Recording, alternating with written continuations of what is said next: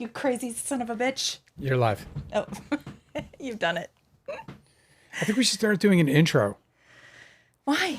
I think we should have not like a song and dance, but just like hey, welcome, it's Too Real Live. Hit your like and subscribe buttons. I mean, do what you want, but like,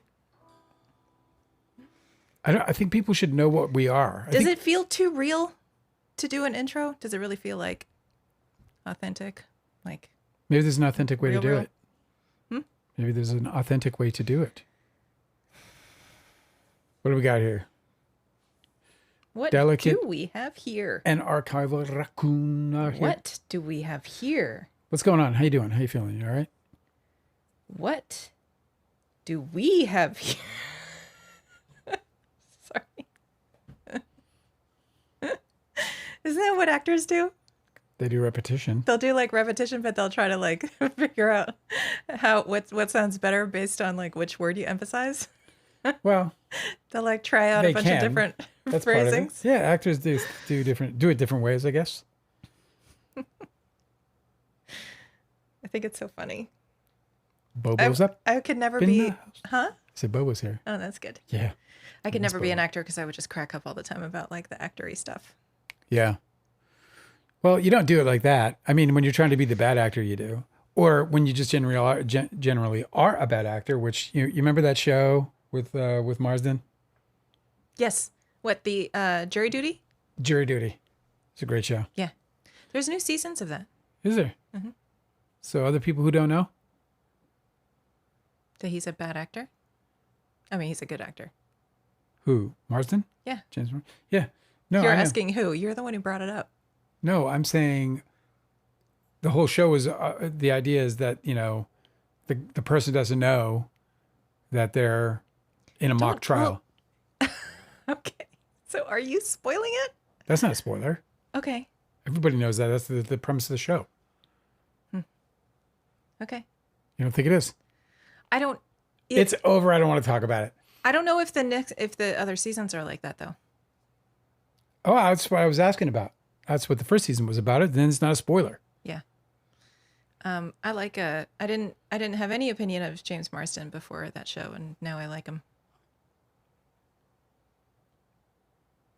Hello? Are you there? Justin Baldoni's not very popular anymore, I take it. His topic. This delights me. Number one, because, oh my God. So Justin Baldoni is very obviously operating from a place of very few options. And so he has picked this terrible option because I think all of his options are terrible. And so he's decided to rebrand himself as the guy who's going to be the voice for falsely accused men. Which means that he is going to spend another significant portion of his life bitching and moaning about Blake Lively. I know. He's dedicated this to... He's decided to continue to wear it.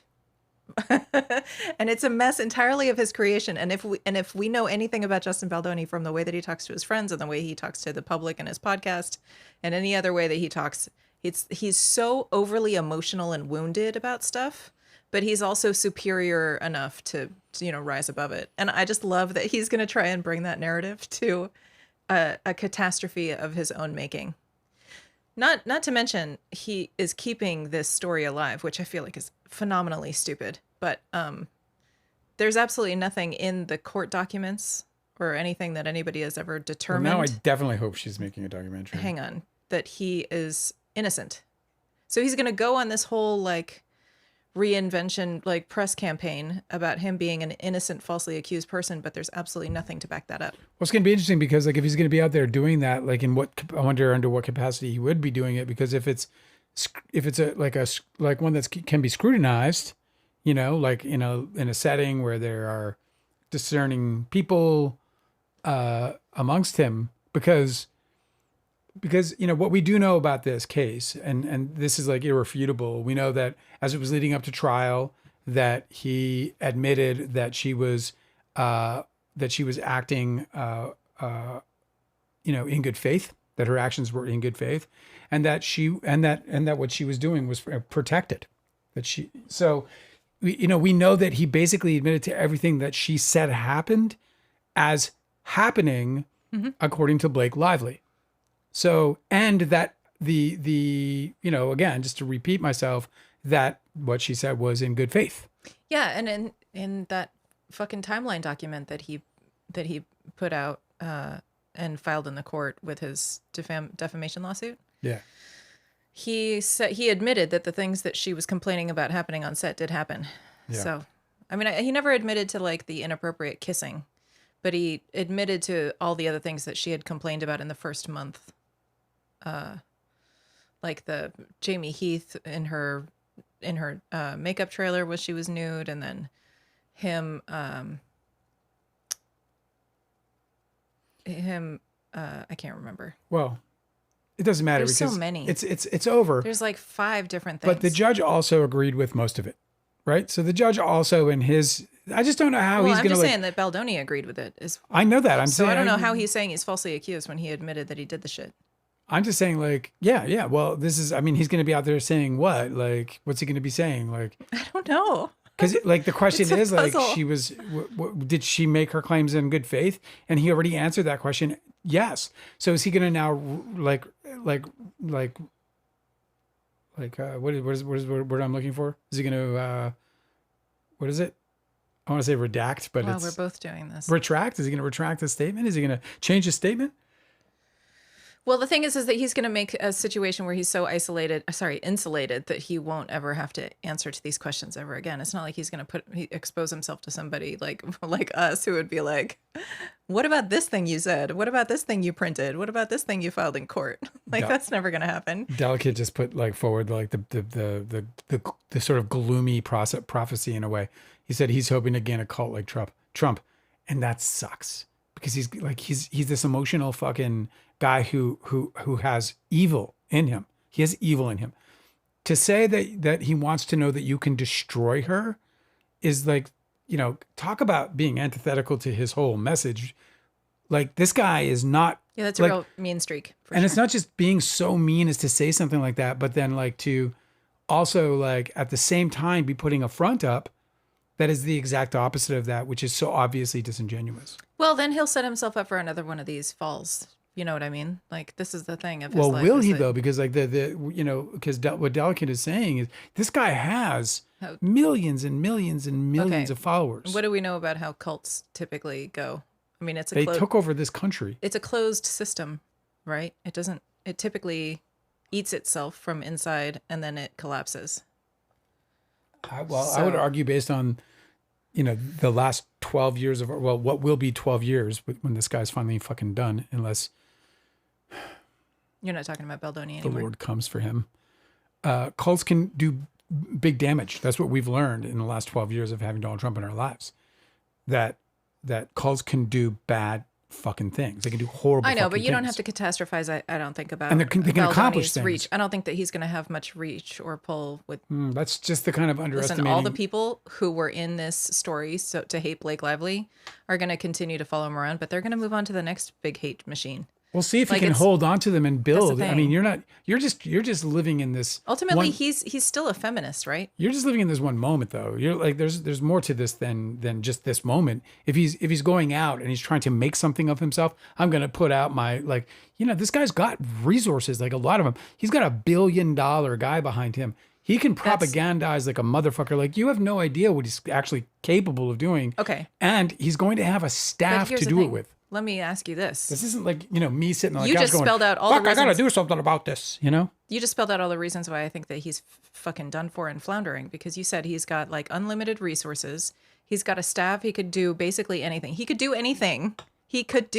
And he's still doing this. But what I'm talking about... He's going to continue to do this because his options are actually limited. It's what so many people do. It's what Amber Heard was going to do. It's what... Yeah, but she didn't, because she actually had other options. Do you know what I mean? No, I think she didn't because she lost the case. But if she'd have won the case, I think she would have definitely gone out and been, was part of the case that she's not allowed to talk about it anymore? I believe so. Oh yeah, he was going to sue her again if she did. Yeah. And Baldoni's been given the opportunity to continue. And he can continue. So this guy's got an opportunity to now create a platform with it, right? Okay, I know, but check this out. And I'm not getting on anybody's side with this Amber Heard thing. Please don't. I'm just saying. I know, we can move on. Yeah. We're not even talking about that. Yeah. Always the one that brings it up, and then you're like hot potato. Well, I want to be able to like bring her up without it being some kind of an indictment on anybody. You know what I mean? Okay, like, but listen. So another thing I thought was really interesting was that I think Baldoni's very. This is just like me. This is like, totally in my imagination. But tell me if this doesn't sound a little bit like plausible. So like Steve Sarowitz is the money, and Baldoni needs to keep the money guy, right? He needs to keep that loyalty. I think it's there. I don't know if he needs to keep it. I think it's just there. I don't know if he thinks, okay, in Baldoni's memoir, he says one of his biggest fears is that he's going to build up this career, and he's going to build up this family, and he's going to build up this community, and then he's going to lose it all. Like he's going to do something stupid, incredible, right? But he said his biggest worry is going to do something stupid and then like lose it all. And so I think that he actually sees all of these connections and all these resources as very, very thin connections. Like his resources are vulnerable is the word I'm looking for. Okay. So he might have to continue to go on as like this guy who's falsely accused, because if he were to admit that he did anything wrong, then that would potentially upset or make some sort of problem with Sarowitz and make Sarowitz want to distance himself. So are you with me? Yeah. So he might be stuck having to do this whole thing because he needs to keep the money guy on the hook. Yeah. Like Steve Sarowitz isn't going to attach all of his money and reputation to a guy who's like, yeah, I did it and it sucked. Anyway, moving on. Well, I don't agree with you. He is so absolutely madly in love with Justin Baldoni. I think he would give Justin Baldoni anything he asked for. I think you're right about that. Justin Baldoni does not seem like the guy that thinks that he's got that shit on lock. I think that he thinks everything is very vulnerable all the time, that everything is constantly under threat, that he's always paranoid about losing it all. If I got anything from his testimony, it's that he has Stephen on lock. Like that's what I got. I got from his testimony that he can just say whatever he wants about him. He can I think that's a lockdown for him. Neither of us know, but I think the guy's got him locked down. I think that Steve Sarowitz is head over heels for him and will remain so. And the thing about these billionaires is that everything's a project for them. So, when you look at a guy like Justin Baldoni, in his mind, it's going to be like, how can I build him back up? How can we build him back up? And there might even be a part of, Steve Sarowitz who like feels a certain, fatherly figure on the matter, It's so scary too, because with a guy like Steve Sarowitz, we've learned so much about him, about how he's a really vengeful person. Like when he decides that he doesn't like somebody, he's really, really they're both alike that way. He's really dangerous.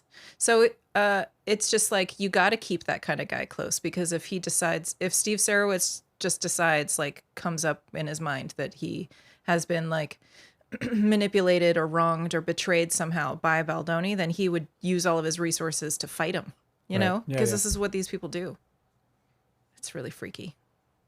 You can't keep somebody like that close, because it's really precarious, because the billionaire doesn't need anybody else, right? The billionaire only chooses who they keep close. And then if they decide that they're pissed off at you, they can use all of their resources against you. Horrible. So, just sort of back to the topic, because we never really resolve on it, is that I think that Delicate, I think that if Delicate is right, he's trying to build a cult, that he wants to just build this community, this cult community. Also, if Steve Sarowitz and Steve, then with the resources that Steve Sarowitz will bring to bear, because there's no amount of money that Justin Baldoni would burn through, in all likelihood, that would maintain his multi-mansion lifestyle. I know. Justin Baldoni's multi-mansion. Like a guy that, he didn't buy a mansion in Tennessee knowing that, his Hollywood career is definitely in the shitter. He didn't buy that mansion thinking he doesn't have play. He's got play. And the reason he's got play is because, I can tell you this right now, and I can tell you this, that this is true for so many fucking people, probably right here, right now. But give me a billionaire and I'll show you what I can do. Oh yeah, right. So this guy's got a billionaire, and it's a resort. It's a resource that's to me, it's not unimaginable, because I've had $1 million, multi-million-dollar projects, and while they're not billionaire status or whatever, everything I needed was that I knew at least certainly where the boundaries were, but it was $1 million. Like, I mean, I had plenty to spend. Do you know what I mean? To get it done. So, I've been there and gotten good results, and they only scale the more you get.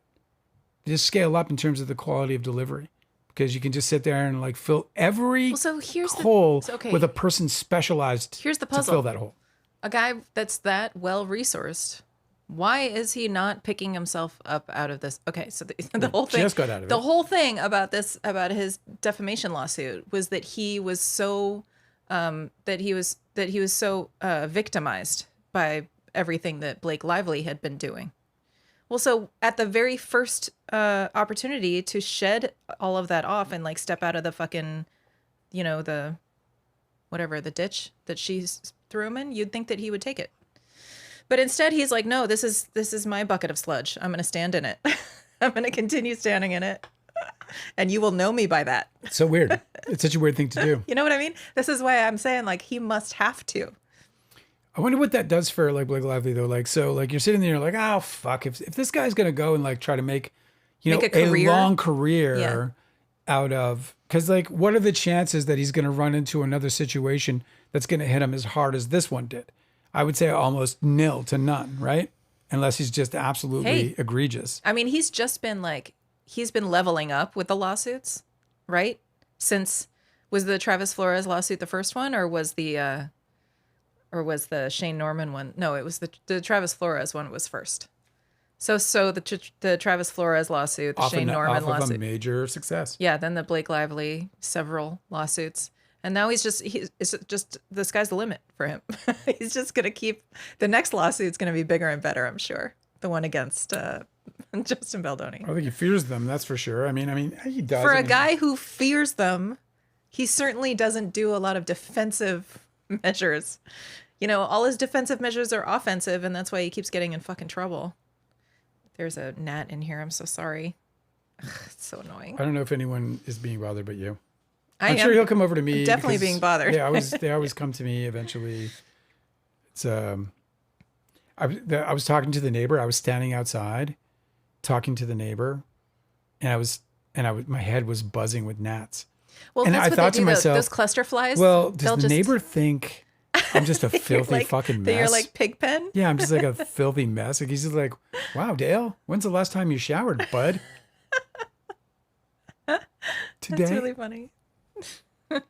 Well, yeah, but there was like, and I couldn't see any with him. Like, I was looking at him, I was like, tell me that he's also being harangued and harassed by these bugs, but he was not. And so I stood there and I pretended like they weren't there. They were like, probably, my face was probably flicking like a horse's back. You know what I mean? Oh my God. Did you just it came at you again? Yes. See, I can't see it. So it's possible he did, but he wasn't doing that. And I wasn't. I was like, they're the worst. It was the like, weirdest choice. Like I felt super self-conscious about it. As I walked away, I was like, I sat there and just like took flies. Was that the best move? Because I was afraid he was going to think I was like some kind of pig pen. And the thing about it is like, we're still COVID cautious and I didn't have a mask. So I'm keeping my distance from him at the same time. So I'm like, so he could be like, so he stinks. You also have to gauge like whether the sun was on you at the time so that you could see like a halo of flies, right? Flies want to breed on him. Oh, Lord. All right. I can attest to anybody listening. Dale doesn't stink.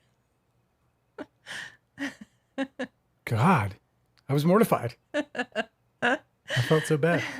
I was trying to prove the smear to someone in TikTok comments, and TikTok removed my screenshot of Katie K's email. Really? Wow. Well, this is why I haven't really been back on the platform much because it's taken over by a fascist. Yeah. It's we know that's the shit that goes on. Who knows, man? I was doing some organizing of my digital files today, which is awful. I don't recommend it, but I have so much Baldoni stuff. I was like, am I supposed to just delete this? Yeah, you are. I'm about I to mean, go. I guess if he's going to continue to talk shit about Blake Lively like she did something wrong, then maybe I'll keep that stuff. These are all filled with Baldoni. All And those drives. yeah, and this is like $1,100 worth of drives, just That's filled with good. Baldoni. We'll reclaim them. Yes, I'm gonna reclaim them for sure. Fill them with porn. Of course, You can put a lot of porn on that. that's exciting. Uh, you can appeal any removal, said Serrata. I know, but that they're removing it is the problem. You know, it's the way it's sort of how they make it okay to impinge on things like voters' rights. You know, they were like, no, they're going to get to vote. They just have to do this, that, and the other thing. Yeah.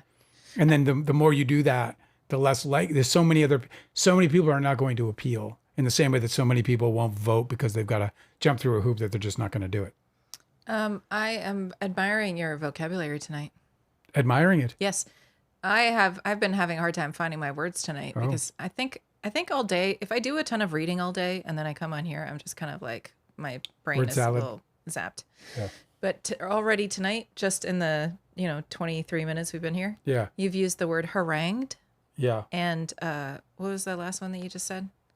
There was another one I don't know. I wasn't tracking. about the voter access. Impinge. Yes, that's it. That's the one. Harangued and impinged. I think those are fun words. I'm glad you're using them. Yeah. Well, I can't believe that they censored you. What a bunch of shit. This is why we're not on TikTok anymore. Because it's an email. So it might just be. They're trying to prevent doxing. TikTok's been a pain in the ass forever. Now that I think about it, like one of the reasons we had to move the live over here was because on TikTok, we were just getting what were we getting? We were getting flagged. Yeah, dude, I took a ding on my account. We were doing the Karen retrial. Yeah, and they thought you were doing and they said that I was like inciting violence or some stupid thing, man. No, it was hate crimes. Oh, hate crimes or something, yeah. And so I appealed, and I was like, "That's absurd." I was covering a trial, and they were like, "Appeal denied." And so I was like, "Well, I'm leaving." I was talking about a case. Do you have Boston. any idea what you could have possibly said? No idea, because I don't know. I didn't replay it. It was when they delete it, they take it off the drive, so it was it. Because we weren't recording like we are now. We were just on our phones, actually. Yeah. Hate crime. Yeah, they were like It's a hate weird speech. category. It was actually hate speech. Oh, hate speech. Yeah. But it was like hate speech, and I was like, hate speech? I was covering a murder trial. What are we talking about? So it was weird. Here we are on TikTok. I mean, on YouTube. I don't think I've ever done a hate speech. Do you think you've ever done a hate speech? No. God, no. Absolutely not. Anger speech, lots of anger speech. No hate speech. No, I don't have any hatred for anything or anybody. Like, it's a thing about like Justin Baldoni fans is like they have so much hatred for me. You know what I mean? And I don't, I'm sort of once bitten, twice shy. They're like the gnats, these people. So to that end, I find them by default irritating, just by default. But I always try to remind myself, hey, like, they're all not the same person. It's not all one personality, right? But I forget where I was going with that. To new beginnings. So they were in court today.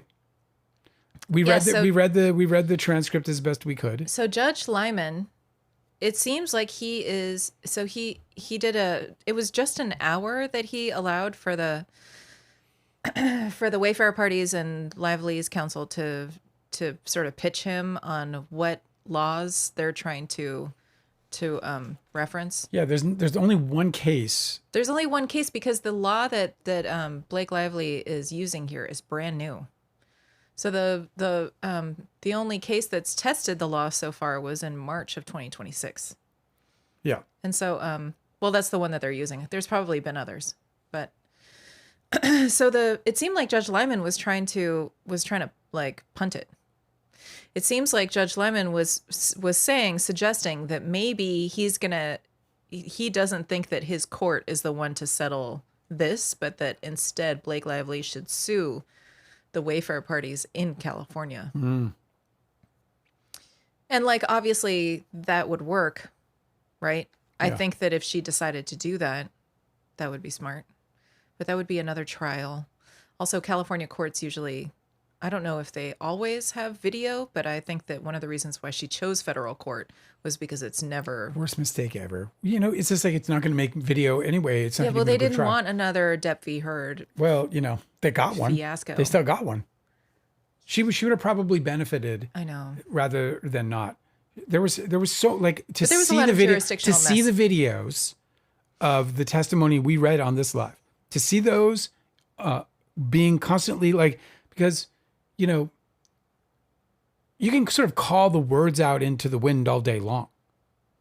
But if I sit here and like even reading it live made no difference to anybody except, you know, the people that were there, obviously. But even them, it's easy to deny. Like if you watch Ange Giannetti say in one breath, yes, to the question, did you call?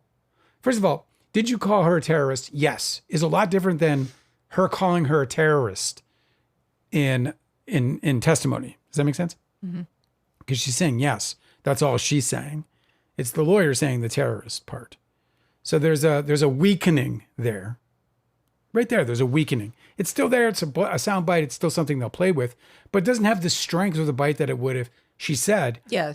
"What did you? Have you ever called her a name?" They'd like Or- slide the paper over and be like, would you read that? Yeah. Would you read that quote? It was weird because I thought about it at the time, like the questioning I would have went with, I would hope I would have gone with instead of, you know, did you ever call her a terrorist, would be, have you ever said anything that someone might consider like bad about Blake Lively to anyone? Like, did you ever call her, did you ever associate her with a kind of group of people? Like I would lead her to say, yes, at one point I called her a terrorist. This reminded me, this is exactly what happened in your deposition. I just pulled it up. So I compiled a bunch of these, the deposition transcripts about the bashing. Yeah. The bashing is the meeting that you guys called it the bashing because you said that's what it felt like. But it was the meeting that Tobey Maguire, verbal bludgeoning as well. yeah, Tobey Maguire got all of your friends together and then decided to like verbally abuse you in front of them and make a big example of how you'd fucked over their friends, and none of that was true, obviously, but he wanted to do a big show. Anyway, your lawyers are asking him about this. I'll just read this part. Is it okay? Because it's Sure. the same as what you were saying, where like the lawyers are asking them, did you say this or did Whose you not? trial is this? This is your is- depositions. Right. Whose case? I mean, yeah. This is Stutman v. DiCaprio. So Tobey Maguire is being deposed. And the lawyer says, did you call RD a prostitute?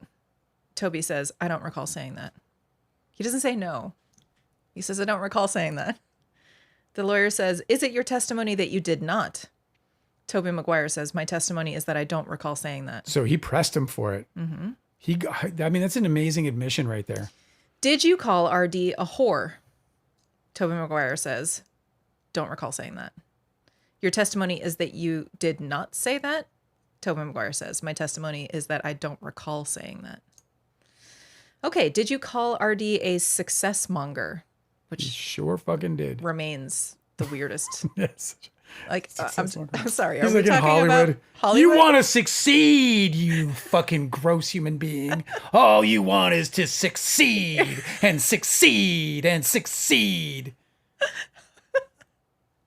I'm sorry, but that's not even like in the sins, you know, the list of like. Or in Hollywood, especially, like it's not even about like, you know, you're not like just it's so gross. Did you call RD a success monger? Tobey Maguire says, I don't recall that term. I do recall saying something like about success isn't that important. Success isn't that important, and you know you shouldn't throw away your friendships for success. That's disgusting. You know, how could you do that? Where are your values? You know, that kind of thing.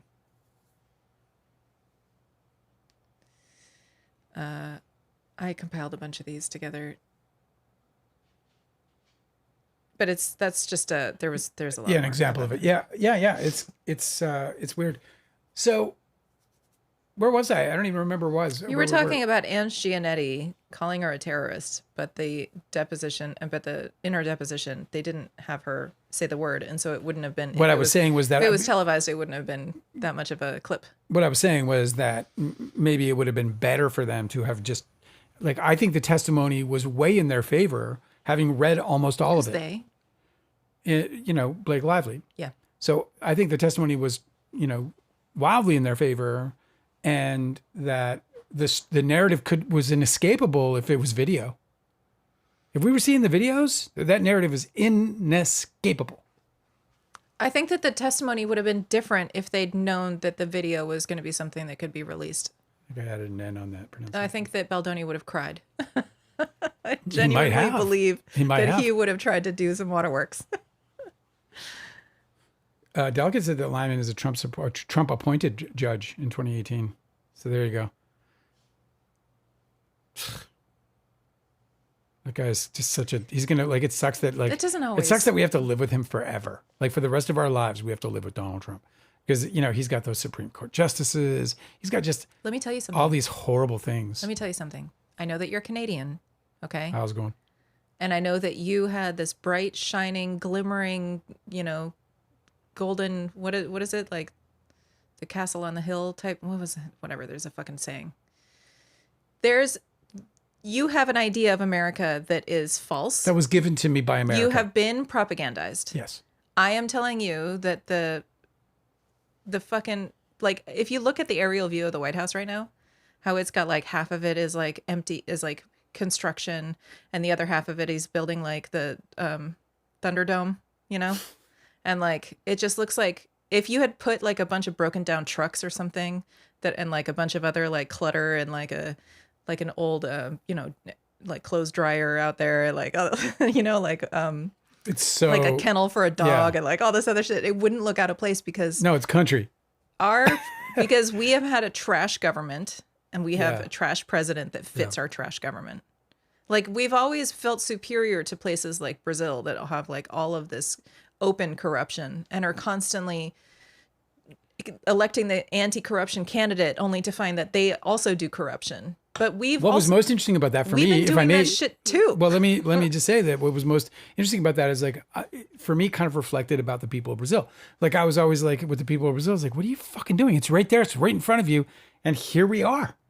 And it seems like it's like, you can't, like we have, here in Georgia, we have politicians who are running on Donald Trump's back. And we all know what Donald Trump is. We know what he's done. We know that he's a monster of a human being. I mean, he is a bad, bad person. Like, it is not even like debatable. Like, you don't have the shit following you around. I mean, we saw January 6th. He is a bad, bad, bad human being. I know. And he fits. But people are running on his back. Yes. Like, I know, dude. It's and crazy. Here's the thing is, like, as wild as it may seem, and as much as like we would love to think that there's like integrity in these high offices of the United States, there never fucking was. It was all a facade. Yeah, I know. Like, the whole thing has just been, I think like FDR was like the last president that actually gave a shit. Maybe. And all the rest of them are just trying to like figure out a clever way to like siphon taxpayer money through like the the military budget into their friends' pockets, I will always reference this book. This guy, I don't know if this author's turned into a Trumper or whatever. I have no idea what his deal is now. He wrote a like the introduction for a Donald Trump book, whatever. But I read this book years ago that he read. It's Kurt Anderson, and he wrote Fantasyland: How America Went Haywire. Oh yeah. And he calls it a 500-year history. This thing is so explicit about why culturally we are interested in promoting con men and snake oil salesmen, and like there's a bunch of like propaganda and trickery that's like in our fucking makeup. And then on top of that, like this country had so much blood spilled on its land. Like, it's just fucking bad vibes, bro. Like, there's just never been anything good about it. Nope. I just feel like we got exactly what we deserved. And the point of it is that it's supposed to tear everything down so we can build up and finally get the shit right. Because I don't think that it's been right since the very first day, 250 years ago. I don't think it's been right. I mean, certainly this fucking Civil War happened and they didn't punish anybody. Yeah, and slavery itself, and I mean all of that. Oh It's yeah, just, man. yeah. It's like it's a trash place and it belongs in the trash. And then we could start over if we all wanted to. I mean, hopefully I think what it's going to take is a lot more suffering where people are like, okay, this is fucked up. Maybe we should try socialism or something, something completely different. Or yeah, just hybrid it in, whatever. I don't know, man. I'm gonna stay as optimistic as possible That's all you can do. and hope for the best. And obviously, I just hope that people will start to recognize what's really happened. And It's an optimistic take to say that the reason why Donald Trump is in the White House is that his grander purpose, not his, obviously he doesn't have a grander purpose other than self-aggrandizement, but that his purpose is to expose the rot, expose the corruption, so that even the normies can't deny it, and that they are made to do something about it. I think that's happening. I don't know what we're supposed to do about it though. Nobody's dropped the the leaflets from the sky that tells us what happens next, God, when you see leaflets, it's time to. Yeah, I know.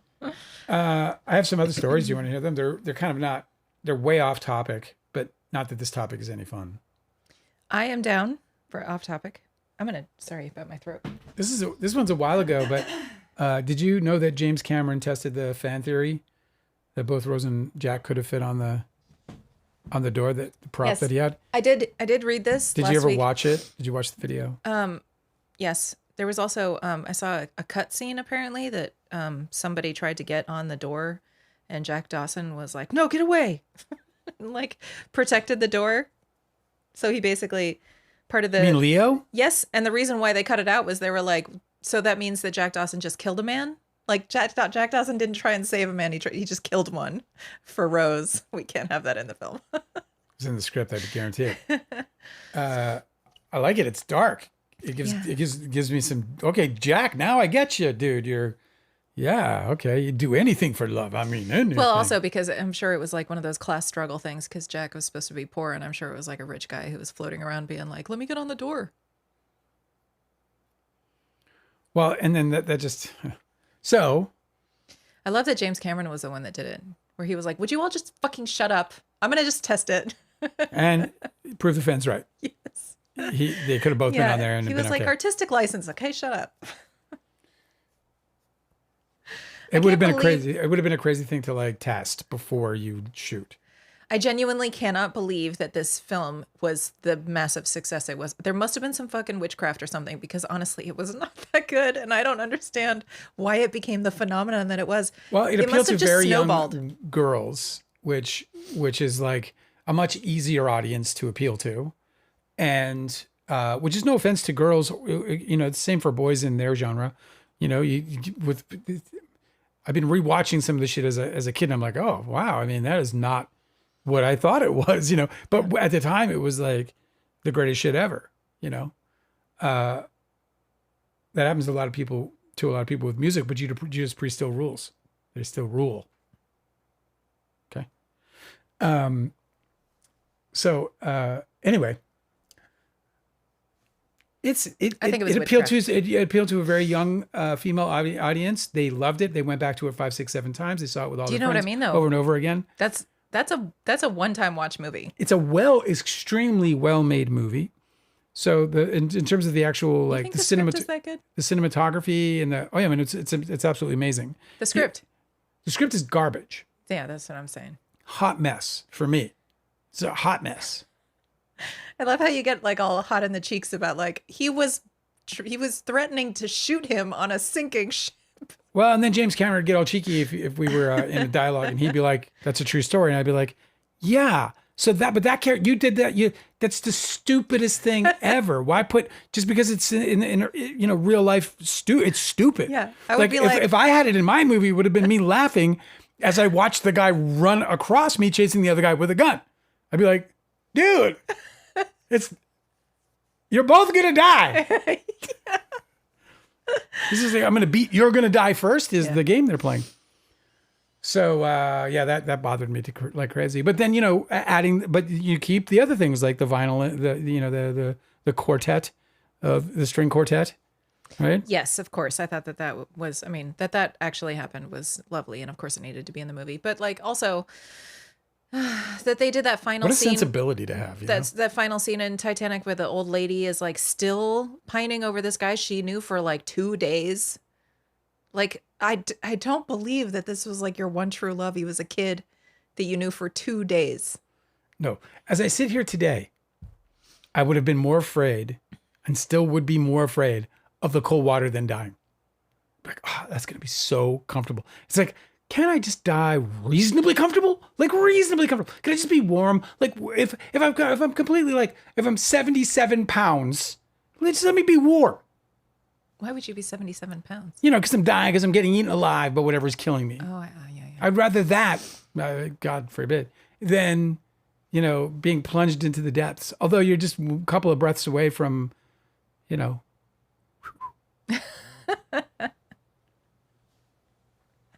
Is that the sound it makes?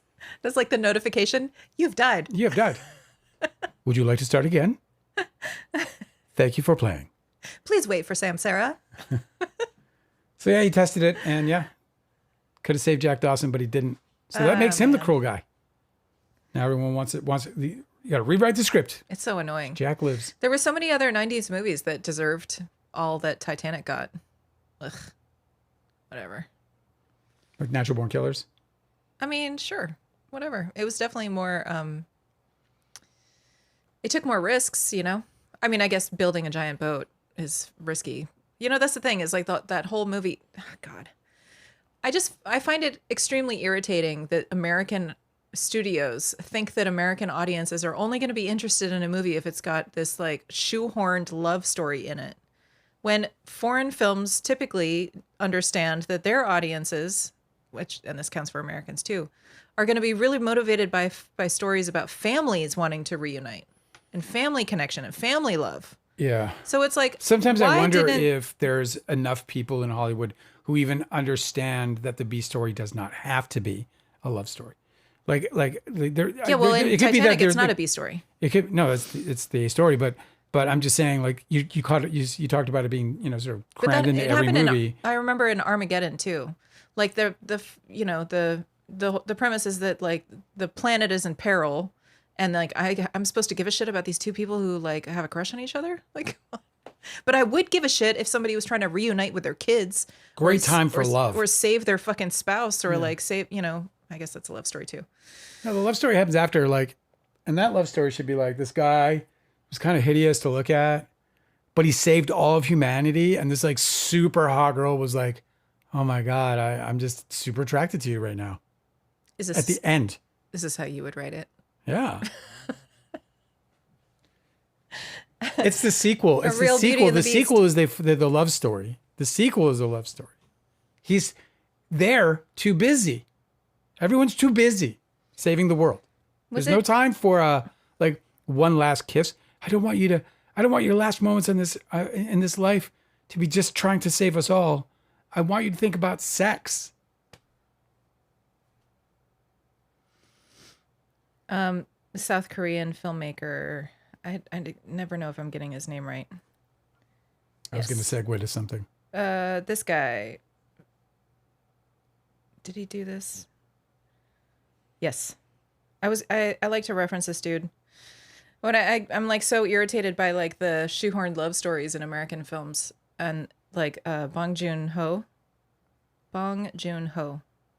He makes really awesome Korean films. You guys have probably seen him, but one of my favorites is The Host, where it's this like you know, like a chemical factory water monster, you know? This like factory water monster. Yeah, like he's like it's like the same genre as like radioactive spill turns like regular fish into monster fish, you know, giant monster fish or fucking Godzilla or whatever.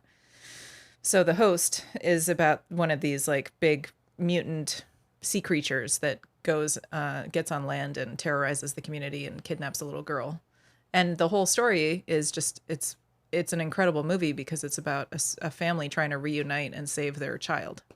But like if that was made in America, it would have been like, you know, like with King Kong, how King Kong steals a woman and she has to get saved. It's like they would have turned it into that. I don't know why culturally we're so. I loved the Jessica Lange King Kong and her love story. Well, with Kong, I loved it. No one's even come close to capturing. Did you see The Host? the magic? Yeah. I was like, why am I crying in a monster movie? This is so moving. I was, for me, it was incredible. The monster movie that made me like feel was District 9, actually. Oh yeah, that one's really special. Especially because like the monster is so hideous. Like they did it right for me. Like that's the way I would want to go. Yeah, that's a like, really special movie. you take something that we would, like, ew, it's a bug. And then you make it, you humanize it, right? You basically is what happens, right? I mean, And that movie is about apartheid. it is. It sure is. Very obvious. Very obviously about apartheid. Hey, Melissa Jane. She's Sweet. here. It's good to see you. Yeah, so everybody showed up because we were talking shit about Baldoni, and now we're talking about movies instead. Justin Baldoni, man. Oh, by the way, I love that he has dug himself a tidy little grave, and he's just gonna continue to wallow in it, and hopefully, and hope for somebody to throw some cash in. You know what I mean? Yeah. Instead of getting the fuck up out. No, Blake Lively gets to have, it's like that marriage you get out of where like the partner is calling you the toxic one. Yeah, she's and then gonna you glow leave, up. and then you leave, and then you're like, fucking 10 years later, you've been in a relationship for that long or more, and you've had it perfect, and you hear that your ex is living in this yet another toxic relationship. Uh-huh. So, she's just gotten a lot of bad luck, or he or whatever. So, yeah, it's kind of like that, but I forgot what I was going to say. About Baldoni? Yeah. There's so much to say. What I was going to say was that listening to the judge, he did what most judges do. He went back and forth about, so if I dismissed it, why would I do that? And then with regards like the legal fees, something to the effect of like, well, the legal fees are the legal fees, but the punitives would outweigh it. So, in terms of the scope, and so, yeah. So in my mind, I was like thinking that he was doing what judges do, which is hearing and talking to both sides. I think that somebody who was commenting on the It Ends With Court or Baldoni Files or whatever subreddit where they posted this. Okay. They read it that he was getting that Judge Lyman was getting impatient with and like cutting off the Wayfarer attorneys, and that's happened a few times in these hearings with different attorneys. He doesn't have patience for attorneys who don't show up prepared. Obviously they show up prepared, but there's something about the way that they're like slow or that they deflect that he doesn't appreciate. So he'll just cut them off or ignore them. I didn't get that from the reading, but I didn't really understand most of what they were talking about because they were talking about a ton of like procedure. Well, it was just, they were trying to define the path forward in terms of, what cases will he consider in order to get a sort of a scope or an idea for how to rule. And that Lively side, Gottlieb was really clear about this is exactly what the California legislature intended when they amended 47 by including 47.1. Right. They're like, this is exactly what happened, and this court ruled that was a bullshit defamation lawsuit, and so this is exactly what it's for. He said that he also said that treble damages are like they must be done. I don't know. Yeah, I can't remember the language. No, he did. He I mean, that's I think a reasonable representation. He definitely said there is no the debate. lawyer, not the judge. Yeah, Gottlieb was like, there's no debate here. They're up for treble damages. Yes. They got to pay that. Mm-hmm. The law is clear here. They didn't prevail. Yeah. The defendant prevailed. So I think their lawsuit is frivolous. I think what Judge Lyman is trying to deal with is he going to be a guy who sets precedent on this brand new law, or is he going to get cold feet about that and just punt it back to the lawyers to sue instead in California? He doesn't actually set precedent. I mean, he will to the extent that they'll cite this case, but a real precedent is only going to be set in California for the California law. Like California won't consider. Yeah, but they would cite it. They won't. Like California won't consider what Lyman decides at all. You don't think so? No. The only precedent, 100% no. 100% no. It's a California law. They're not gonna defer to the Fed. That would be, what's the point of being a state with state laws if you're gonna defer to the Fed? No. They're never gonna take. He's the only precedent he can set is for cases that go to a federal court on 47-1. I have great news for you. It happened. No, it's not that great. Oh. I would not be as cool if it happened. Trust me, when it happens, if I see it before you do, you'll know. It'd be like, it's not an earthquake, it's Angela. I'll scream. Okay, what's your good news? Ella Rose is with us today. Oh, Said, hi. I'm just starting reading Too Real. Oh my God. Is there anything I need to know before, or if there's any Easter eggs? I think the Easter eggs, it's an interesting situation because have you seen Don's Plum? If you haven't seen Don's Plum, then the debate would be whether to see it before or after. Both. That's what I recommend. You would watch it before and after, huh? Yep. Yeah, well, if you like Don's Plum, you should watch it before and after. Yeah. If you don't like it after before, you should watch it all the way through because the book speaks about the entirety of the making of the movie. And then, of course, the destruction of the movie. Thank you so much for checking out the book. It's so nice to hear from you. Where can Ella Rose watch the movie? Right here on this channel. Just go to the videos section, scroll down past all the Justin Baldoni bullshit, and which I should just delete and just leave the lives up. And then you'll see Don's Plum there. There's a Don't go deleting stuff. thumbnail. Okay? Don't go deleting stuff. That makes me anxious. I'm a Virgo. You can't just start removing information. That's so nice of you to come by. I hope you enjoyed the book. I worked very hard on it, to say the least, but that doesn't matter. That doesn't matter. I don't know why I say that. That's a stupid thing to say. I take it back. Can I take that back? Is it too late? It's not too. It's too late. I'm just very excited. That's a very exciting thing to hear from. So yeah, thank you. That was good news. We hope you love it. Yeah, I sure do. I brought some other stories today. If you don't love it, do not come back here. I don't want to hear about it. I don't want to hear from you. But of course you do. No, of course, I'm kidding. Okay. Big drama in the vegan community. Oh yeah, Yes. It's so funny. vegans. There's a vegan content creator and cookbook art author. His name is Gaz Oakley.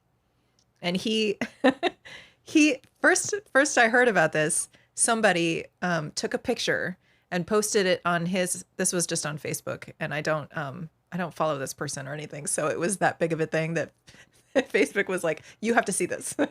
So they took a picture of one of Gaz Oakley's cookbooks in the trash, and then their big middle finger flipping off his book. And then they posted fished it out, put it back on their shelves after it was over. That thing was like $30. And I love it. I actually love it. There's a really great hummus recipe. Oh my God, you've got to try it.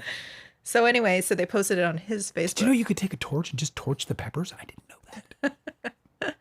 So I looked I was like, ooh, drama, which I love. And so I went in the comment section, and there were people who were absolutely calling for his head. Like, Yeah. they hate this man so much all of a sudden. Because he went back to meat.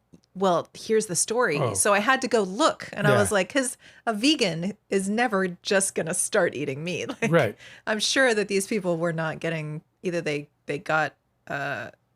were like told something, whatever. So I went to his Instagram, and first he starts out, he's like, he does this whole 8 slides, and they're all text to explain himself. He's like, Walls guys, of yes.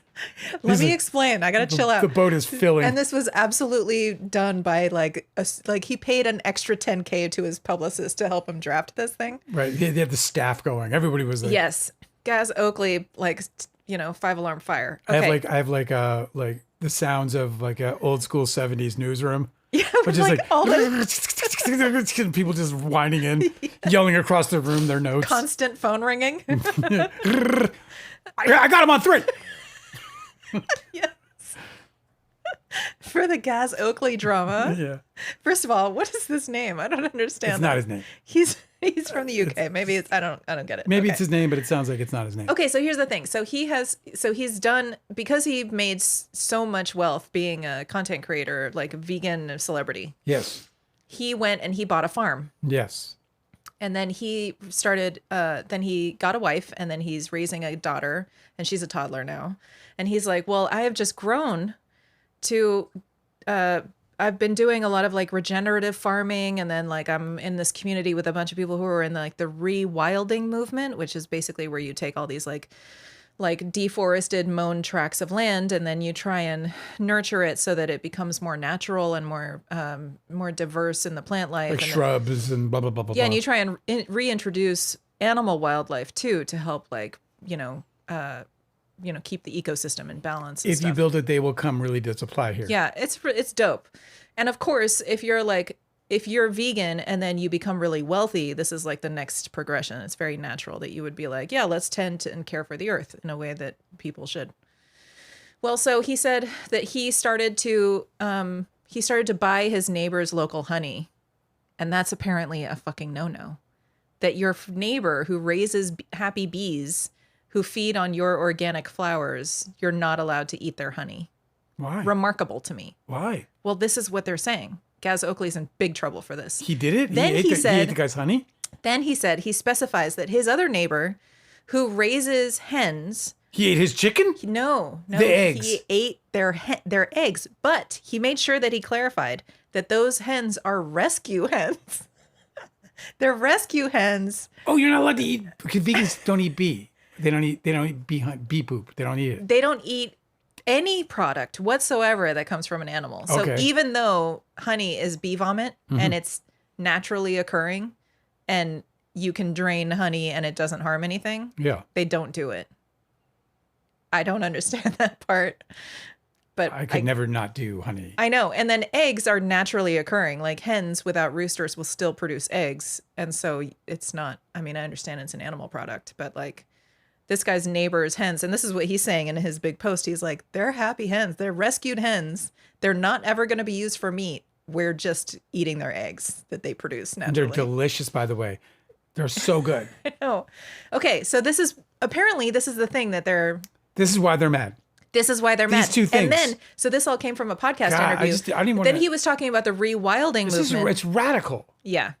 Part of the rewilding movement, they have this really big problem because American intervention, not American, he's in the UK. Fucking over the top. Okay, but listen. Yeah, listen.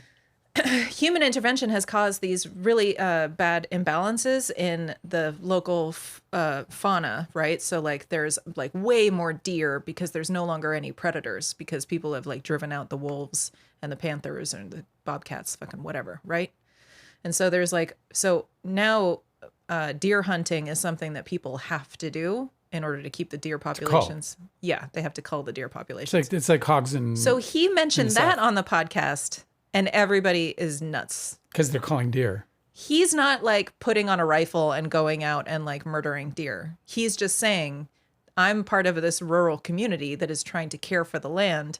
And there's people that go and they do this. And then they will harvest the meat and they'll distribute it in the Bunch of community. fucking vegans in their apartments in the middle of a city. I know. With absolutely no idea what he's talking about. Exactly. You are a betrayer. And it's like I don't like hunting either. I think that it's fucked up, and I feel like there's a lot of people who have like evil in their veins if they enjoy killing animals. But like, he's making a really good point about how are we supposed to restore this ecosystem if we're not managing it in a way that reduces the harm that humans have already done.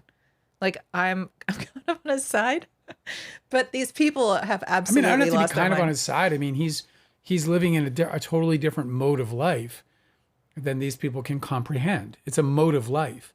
You know, this is like a problem that I think comes up often is just people not being able to understand that what they're observing is something beyond their world. It's just a totally different mode of life.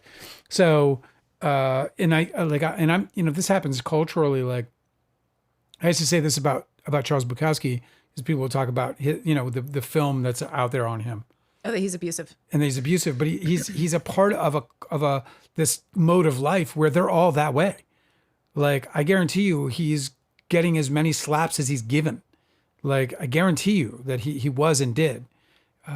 It's just because he's in this. It's a total mode of life, especially back then. But also, like, explaining it doesn't mean you approve of it. No, of course not. It has nothing to do with that. It has to do with like. But that's what this if you guy's saw getting. him doing this to some person he just met, or if you saw him doing this to people That's who actually were an excellent outside example. of his mode of life, then you would see a predator or some kind of guy who's completely out of control.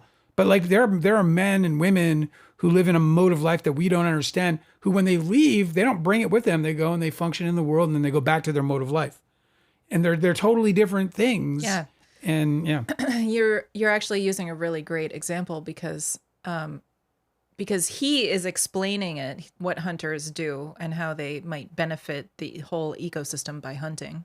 But he's not condoning it. You know what I mean? Like he's like explaining that they have a role that could be useful, and he's getting absolutely fucking destroyed for it. Mm-hmm. Like there was but apparently he's lost like 80% of his followers or something, some huge number like that. Well, he put them all in one basket, didn't he? Them eggs. It's real tough, man. That's a funny analogy for him, isn't it? I know. He put all his eggs in the wrong basket. It's just really, it's weird because, you know, it's this way if you build any sort of like niche business. Yeah. I see this all the time where people are I know. like, We can't get anywhere with Justin Baldoni fans. They won't have us. yeah. They just say a lot of mean things. It's for the best because look at what happens to these guys when they build this like huge, vibrant following. People like, you know, burn an effigy of him and for a video about how much they hate Gaz Oakley. Anyway, big drama. I just thought that was so funny because it's just like you would never peg vegans. I mean, I guess you would. I guess that's totally predictable. I was going to say you would never peg vegans as being this bloodthirsty, but I guess you would because they're really militant about it. It's so funny, right? I know, wrong group. They don't kill you. They just leave you to die. Right. They don't kill you. They leave you to die.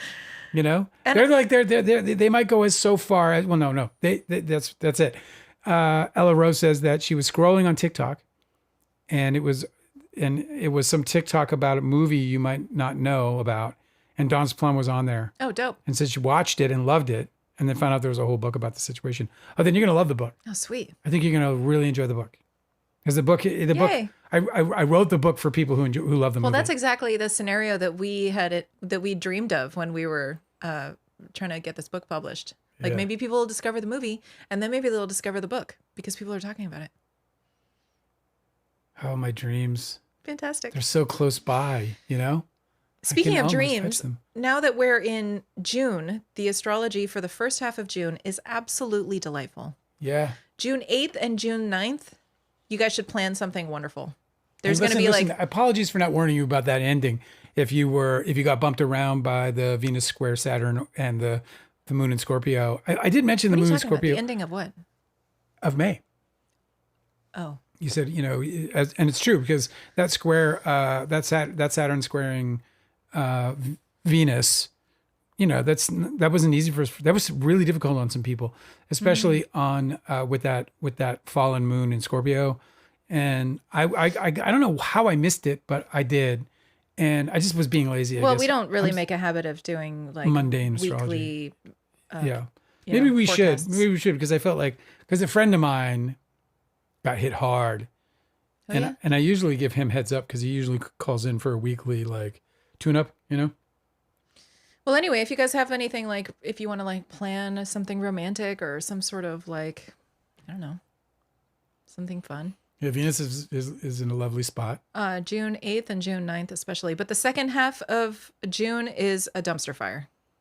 So get in what you can in the beginning. This is going to be nice. And then like Mercury's going to go retrograde.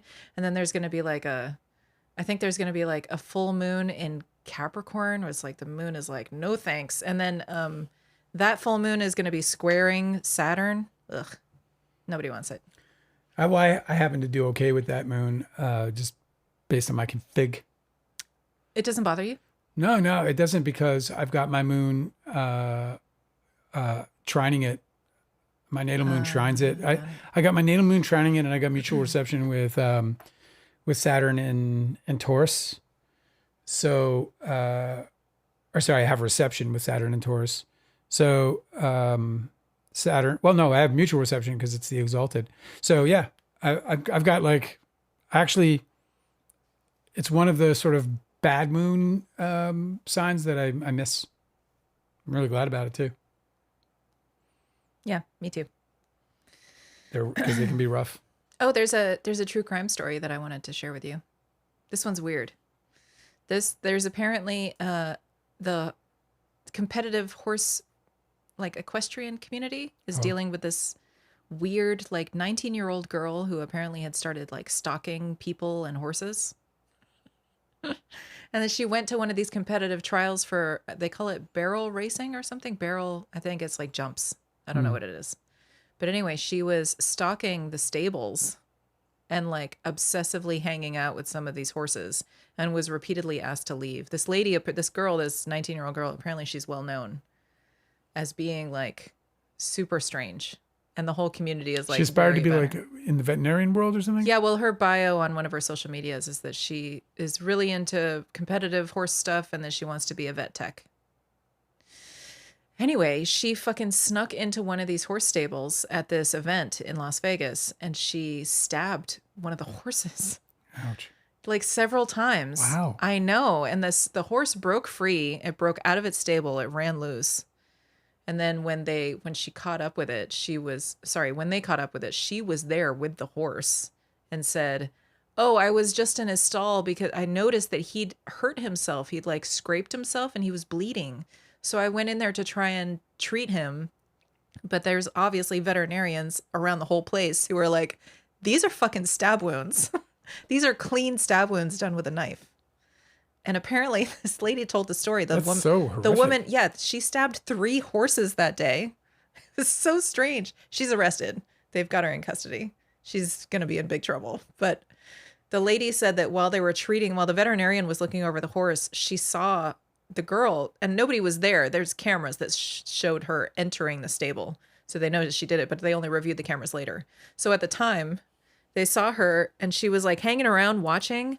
And then as soon as the vet was like, "No, these are stab wounds," she kind of, like, slinked around like that. Like that gif of Homer Simpson, like like going back into the hedge. And they said, she's like, "Oh yeah, well, hey, guys, I gotta go. Like, I gotta be someplace." And then the lady said that after a couple minutes, she looked over and she was, like, just peering around a corner, which is so funny to me. She said, "Oh, I gotta go. I gotta be someplace." And then, like, hung around and was like, peeping. Yes. Do you think they know what's going on yet? So that's just somebody who's unwell. Yeah, super unwell. But apparently the people in the community are gossiping about it, and warning each other. And apparently her parents had been warned about her strange behavior for a really long time and nobody did anything about it. But now they're going to have to because she's in jail. Isn't that crazy? Horrendously so. What's awful is that you don't know what the law can do to prevent people from accessing animals.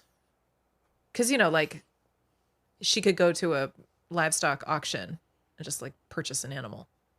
Like, she needs to be banned from animals. No, but, like, even if you're banned, like, who's gonna check? Is anybody checking? There's not like a she like should get a scarlet letter, obviously. There's not like a registry like for sex offenders, Yeah. Isn't that weird? I hate it. I hate it too. I got an animal story. You want my story has 2 things. The horse is okay, by the way. I probably should have said that earlier. The horse is okay. The horse is okay. The horse is traumatized and the owner is really fucked up about it because the horse doesn't even want to be touched anymore. And, like, people are so close to their horses. She's like, it's really messed up. It's gonna be and especially, I imagine that, I mean, my God. Well, I wish them well, those people and their horses. Yes. So I'm going to give you, these are 2 things you probably didn't know. These are 2 things that I didn't know, but caught my eyes. So I thought I'd share it with you. The headline on the Guardian article is that masturbation among birds is natural and should not be punished. Who's punishing? Who's punishing birds? I did not know that birds masturbated, although I do see them up in that junk. I just think, they're defleeing or whatever. Or they're preening. Nope. They're getting busy. Okay. They're living life. And then there's people that punish them? Who? You little dirty bird. What is going on? So, study finds activity is not harmful or caused by stress of captivity. I liked it better and before is in fact I knew this. More common in wild birds. Wild birds, yeah. An investigation into the acts of self-pleasure. You know why? Because they're wild. among parrots and other birds reached a climax, with the results providing welcome relief for vets and researchers, not to mention the birds themselves. Oh, welcome relief. Oh, we're doing that. We're doing Bird welcome keepers relief. are often advised, hey, it's their job. Bird keepers are often advised to discourage and even punish birds for masturbating. First of all, like I had a parrot. I had a parrot for a lot of years. I never saw it masturbate. Or did I and did not know? Like I'm not going to go look it up. I'm not. But I wonder how they were able to be like, oh my God, it's masturbating. Like it's not, what did they watch? How do you know what it looks like when a bird, like, it can't be similar to the human. I think we should probably pleasure. move on. But the study found that the activity was more common in wild animals than in animals in captivity. Yes, because when you're in a cage in somebody's living room your entire life, it's not like you have privacy. Does like talking down to the bird count as like punishment? You're a bad birdie. You're a dirty birdie. No? I liked it better before I knew this information. I want you to start. This is a reputable. I want you to start curating the things that you're bringing. This what do you think this is? This is me curating it.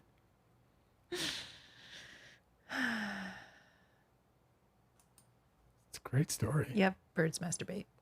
You knew that? And people punish them for it. Yeah. I didn't know that. I didn't know either of those things. That's what I said. It's one of those, and then, It's definitely one of those like, and then what are we talking about Horrible. it for? I don't know if there's like a bunch of people. There could be a bunch of people, like maybe they have like 7, 8, 9 birds or whatever. And they're like, oh, thank God.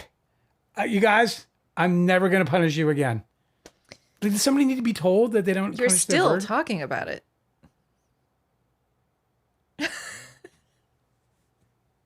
What else you got? There's a cancer jab There is? that can eradicate entire tumors in patients, the trial shows. Oh, sweet. From the very same paper about the birds that masturbate. Can I get this at my local store at the corner? Well, you Or- have cancer? No, just as a preventative. No, it's new.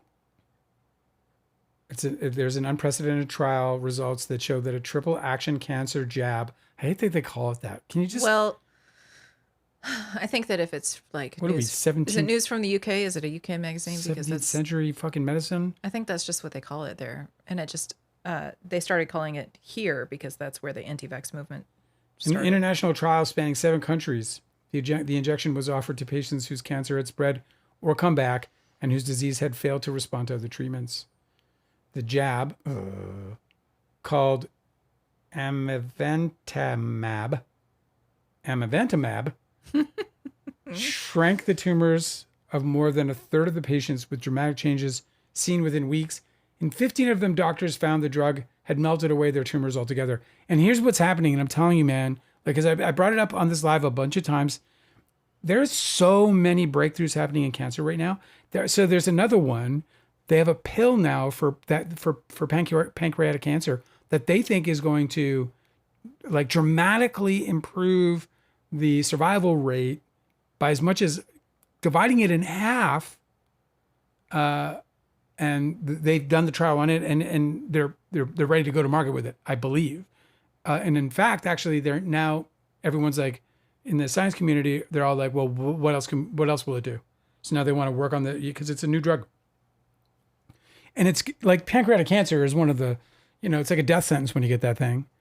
It's really aggressive. It's a terribly aggressive cancer. And it took one of our loved ones away in a year or a little more than a year. Mm-hmm. And so it's so super aggressive that there's a now going to be a drug that you can take that will prolong your life and perhaps even completely cure you of pancreatic cancer. And this is happening over and over again in all the different sort of sectors of cancer. Like, I don't know what's happening, but there's medical breakthroughs happening. Hopefully we can get this administration out of here in America so that they don't block them. Oh, yeah. Because they're going to be like, oh, did you use stem cells? Oh, well, that's the devil's medicine. That's what it's like. But I was amazed by this. They won't block them for the rich people, though. Those people will get them. There's all these breakthroughs, like all these drug breakthroughs. A new drug functionally cures hepatitis B. This is also in my saved. A European Association for the Study of Liver Congress in Milan has reported that a drug called Why are they doing this, man? You don't have to pronounce it. Bepirovirsen achieved a functional cure of 19% of patients in two large phase 3 clinical trials, with rates rising to 26% in patients with lower baselines. So, like, they're I mean, hepatitis B, which has been here forever, is now starting to get bonked on the head. So there's a lot going on. Archival Raccoon said, which planet is causing these breakthroughs again? And the answer is actually, is that a mosquito? Might be. Get it. Damn it. Damn it. The answer is Uranus in Gemini, making a trine aspect to Pluto in Aquarius. Yeah, that's going to be firm. That's going to be in a little bit. Yeah. I think it's like a year away. But there is and that'll, it may be not a year away, but there's a triple sextile, because Uranus is going to move into like first or second degree, which is going to sextile Neptune. So then you got Pluto sextile Neptune sextile. It is a mosquito. Yeah. Come here, you're going to die, and you know you're going to die. Pluto sextile Neptune sextile Uranus. Mm-hmm. So that's happening like in the next week or so. That's it. But I see that as there's a lot of breakthrough energy there. There's a lot of transformational breakthrough energy there. Also, it's also going to last for a while. I moved the clock. It was over a year, or about a year at least, that this sextile is going to be in our lives. And so it does mean that there can be like some major disruptions in your Aquarius house with Pluto that come out of nowhere. And maybe it could also be things like, on a mundane level, this could be a perfect time to really shake theology with something like bringing aliens into the mix, especially with that sextile to Neptune in Aries. So, but yeah, that Neptune in Aries, like some kind of, some kind of initiating energy around things like that would be, with that support coming out of Pluto in Aquarius, could very well come to pass. Which then you have the breakthrough in Uranus and Gemini. So there's like some really cool shit happening that's going to be interesting to watch unfold. There, though, may be like, we may personally experience some shit, some sort of out of nowhere shit when that sextile hits. But here's the thing, it's good energy, right? It's Venus's energy. The sextile is a harmonious kind of aspect. So I expect kind of good things to come out of this that may that would even if things aren't so great, should be mitigated. And maybe you don't see that happening, or you don't even know it's happening, especially with Neptune and the whole like sort of nebulous existence of Neptune. But I see a lot happening in that sort of triple sextile that in the next year. It's going to be a lot of fun. And I haven't really looked at all. I haven't even bothered to look yet at what the big configurations are to it throughout the year, what's squaring, what's opposing, when. It's going to be bonkers for the next few months. All of those things are going to get initiated by Jupiter. Jupiter is about to move into Leo at the end of this month. Yep. And when Jupiter is in the early degrees of Leo, it's going to be opposing Pluto in Aquarius. It's going to be trining Neptune in Aries in those early degrees.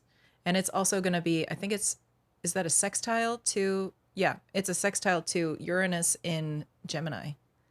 And Jupiter is basically just like the force multiplier when it connects with those planets. It's just going to... It's a little bit weird energy though, because it's like, it's not applying in the same way, because Jupiter's kind of moving into the sextile and then we'll move out of the sextile. So it's Jupiter's initiative essentially. Like Jupiter's the cause of it, as opposed to like, it being applying, right? Isn't that correct? So with that, and Jupiter kind of, and with that benefic nature of Jupiter, some people are going to have a hard time with it, but most of us aren't. Most of us are going to see some positive action come out of that. There's going to be,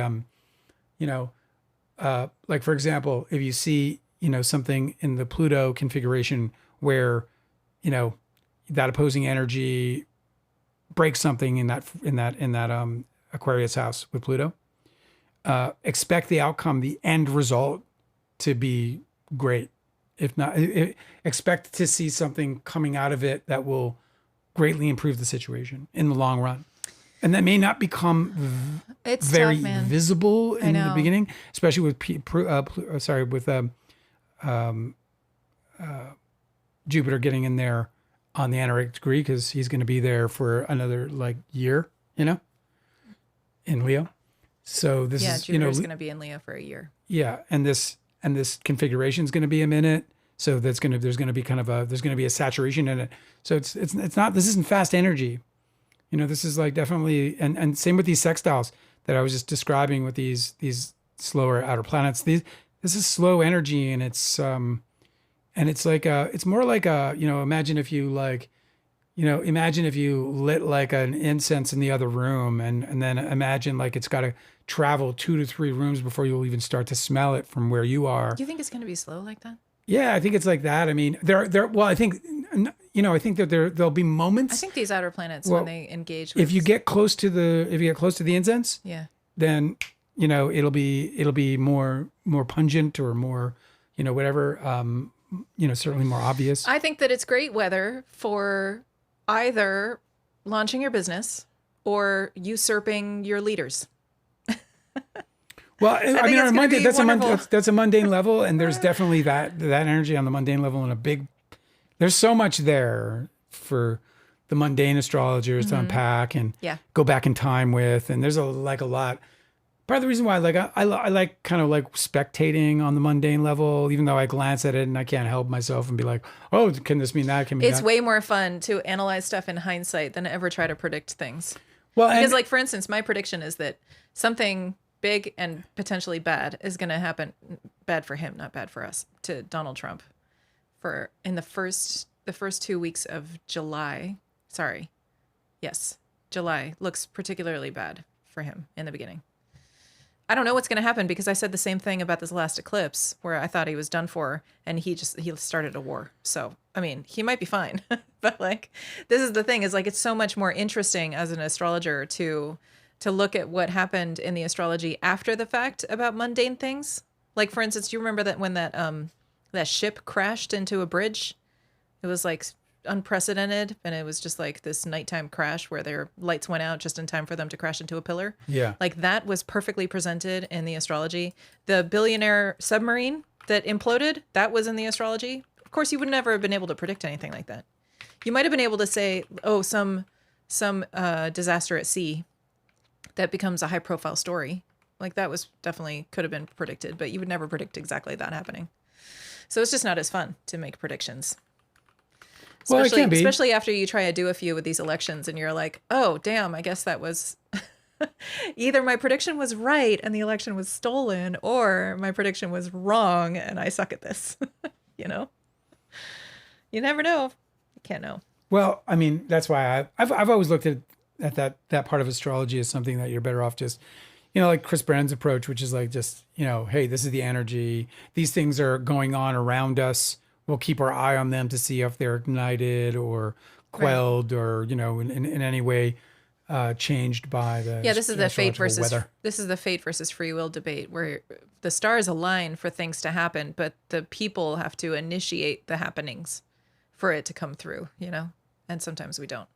Like, you could have really incredible astrology alignments for success, but if you just stay on the couch doing nothing, it's never going to happen, Yeah. Well, we'll see I what say happens. that to myself every day. And Leo, I mean, as far as like, your predictions there, I mean, Leo is the, sort of the sign that most astrologers agree has to do with leadership, has to do with government, Traditionally kings, but kings, also yeah. presidents and stuff. For sure. So it's the king, it's sort of the area of where the kings are. And so we'll see. I mean, that's another reason why, like, Solar figures. solar figures, exactly. We'll see how it all unfolds, man. I've always said about this all, because everyone's like, oh, it's the end of the world. Excuse me. And everyone's, I've got a mic right here. so everyone's like, screaming out like, oh, I'm sorry. I didn't hear anything. So I'm sure they did, though. okay. I'm sorry, everyone's screaming it's the end of the world and whatever, But the reality is that I don't think it is. I mean, that's not the reality. I think it's not the end of the world. I think that there's, everyone's like, the mundane astrologers, last time that Uranus was in Gemini. So every time that Uranus is in Gemini, it's war, war, war, war, war. Well, we're already at war. We already have all that going on. We've never not been at war, so it's a little bit like... Yes, but specifically, there are usually the wars that the United States has been involved in during Uranus and Gemini years have been wars for liberation. And I think that's very interesting. Pluto in Aquarius also occurred during several of these same wars of liberation, because Pluto in Aquarius signifies power to the people. It takes the power, it sort of sucks the power away from the central solar figure of the leader, and it puts it on the outsiders. I feel like there's more of that energy in this Uranus Gemini phase than would otherwise be there. And I think that's sort of, and I also don't think that that's manifesting, like, I think a lot of people think Civil War. I mean, it's possible. It's obviously possible. There's certainly a temperament for it right now, or at least a condition for it. But I think that I don't think it's going to happen. I think it's going to be that energy is going to be transformed by a movement in the right direction. A very interesting thing happened. Donald Trump apparently said, I don't give a shit about the midterms, because the new poll numbers came out and he's tanking even worse. Of course. So he's getting right down to his real core, the people who will actually kill for him, those people that showed up at January 6th that are sharing in the $1.8 billion prize pool for trying to usurp the government. Those are the only people he's going to have left potentially going into the midterms. If that happens, like Texas, like we're hearing things coming out of Texas that sounds unlike Texas. Now, this happens almost every election. The Democrats we also don't know if try to put out this like mood that there's going to be this big change. We don't know if we have elections anymore. Because did you see what happened to Massey in Kentucky? It was Kentucky. Texas, right? No. Where is he? Massey Idaho? No, I think he's Kentucky, I said. He is? I think Kentucky? so. Is he Kentucky or Tennessee? Whatever. Utah. Same states, same difference. Kentucky. It's Kentucky, right? Yeah. Okay. Yeah, but Kentucky, we can't rely on Kentucky. We can't, because evidently that election was but Kentucky... Do you even know about it? Well, you're dismissing what I'm saying before you... Do you know? Well, here's what I know. I know that I don't believe that Mitch McConnell has been the elected senator all this time. No, I don't think so either. So I think Kentucky has been lost for a while, is what I'm saying. Right. I just don't think that nothing has changed in Kentucky. I'm looking for where there's change. Kentucky hasn't changed. It's corrupt to the bone. Yeah, but I also don't think in Texas that Ted Cruz won his last... I mean, the guy, split during a life-threatening freeze and went to Cancun, and they did not reelect him. You can't make me believe. Well, the problem is the ticking of the red box. So the only way you can break Texas is if they stop ticking the red box, because they're just going in and they're going to check the box. There's so much hatred for the Democrats, and so I think that... Did you just get mosquitoed? I don't know. God, I hope I'm going to be okay. It's terrible. So we'll see what happens, but it's all about whether the change, if there's going to be any, is going to be there. Whether it's not about primarying the bad guy to put in the good guy in the same party. It's punishing them for what they've done. Happiness in Your Life showed up, said, "Hi, what'd I miss?" And Archival Raccoon says, "You missed parrots masturbating and cancer vaccines." And we also talked about horse stabbing for a little bit. Yeah, horse stabbing. And a vegan getting canceled. Oh, we didn't read the Pope. We didn't. I forgot about it. I just looked up. It's at 1:30. I mean, we're an hour 30 in, and we didn't read the Pope. No, we got to read the Pope. Do you know where you are? Yes, I'm in chapter 1. I only read the introduction. But that is exactly why I didn't want to, I wanted to stop at the beginning. That was only the introduction? Yes. I have a quick article on him that we'll see what you think of this. Pope Leo continues anti-AI crusade, says tech weakens human creativity and judgment. I love that he's calling it crusade. AI can be a valuable tool, and at the same time, it calls for a measured and vigilant approach, the Pope writes. The Pope tweeted out a number of anti-AI statements Friday morning, including a warning that the boundary-pushing technology poses the threat of weakening personal creativity and judgment. I mean, this has got to be obvious. It's so weird because like I saw this post today on Reddit, and it was for somebody made a commercial. They made like a 30-second commercial, all AI, and what they did was they posted it as a tutorial. Can you fucking believe this? They were like 30-second whatever lipstick commercial, for lack of a better, I don't know what it is, makeup commercial, done with Just prompts. and they're like, and here's the complete, because it's not just prompts because you're cleaning up the mess, right? You're like you reprompting. So it was a horrible thing to read. Like I just couldn't believe it. I was like, you got to teach people how to use something that's doing it for you. Mm-hmm. Do you know what I mean? Like to what extent? Like to learn prompts? Like just sit and work it out. Well, that's It's not what like it's doing any of the fucking a work. lot of people are like, they're scaremongering how like, oh, you have to learn AI or you're going to get left behind. And they're like left behind with my skills and talent and ability to read and have focus. What do you mean? Left behind with my human to human relationships and my ability to craft I things don't with my know. own hands? I'm Like, not what sure do you why mean? people think that Left behind 3 weeks ago before we had this shit? Like, what do you mean? what is it that AI's gonna do? Like I don't think they understand it. It's like, I think it's either gonna take your job or you're gonna use it to do your job, Yeah. and then your boss will find out Yeah, and then AI it'll is take the your reason job. you're going to be left behind. Yeah, I mean, AI is here to stay. It's going to be a part of your life. There's no question about it. It is a part of my life. I have to live with it, but I only, A new technology saying it's here to stay has never ever been the case. That is marketing that you've fallen for. There's absolutely no. Can you imagine if I they're don't like, believe that's you have true. you have to just listen to your music on 8 tracks because it's here to stay. if you don't think that the internet is here to stay, then I think you're being naive. The only way the internet ever goes away is if humanity suffers a terrible adjustment, like a major meteor. Did you see the meteor that hit in Boston? Yeah, except it didn't look like a meteor because it didn't. Shook windows and I shit. know, but here's the thing: is it didn't start above. It was a cloudy day, and the meteor. We just saw it go in. It's the last bit. It was just. Did you see the video? It also exploded. Yeah. I don't know if that was an AI video. I No, think what happened was No, that no, people. no, one I was definitely was a dash cam. It was very clearly a dash cam. Because people, well, they can do dash cams. It was Now, not. you mentioned District 9, and that was actually one of the coolest things about that movie was the short film that they got the funding for that movie from was one of the very first proof of concepts where you could use like shaky handheld camera and do really cool special effects on it. So for sure they can manipulate any image to include whatever it is. That's what's so fucking freaky about it.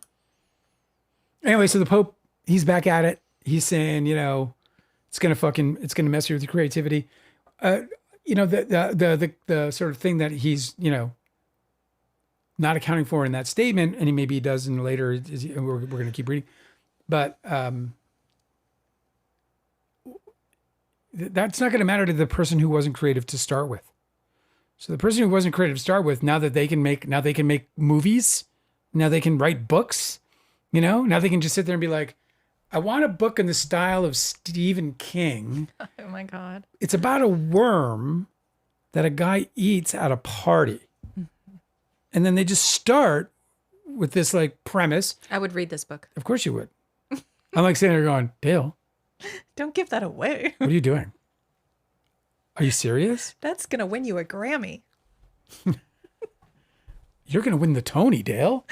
You're going to win the Tony. So, and that person who hasn't had any more, that was a little too creative for the people who doesn't have any creativity. But like for somebody who doesn't have creativity, write me in the book in the style of Stephen King. What's it called? That's super scary and that involves insects. That would be the prompt, right? And then they would be like, okay, And they would like generate 5 things and you pick one. and giant you're like- insects. Did I say insects? Giant insects. that come out of the body like aliens. Okay. Not insects, but cephalopods. Oh, that's Cthulhu. Shit.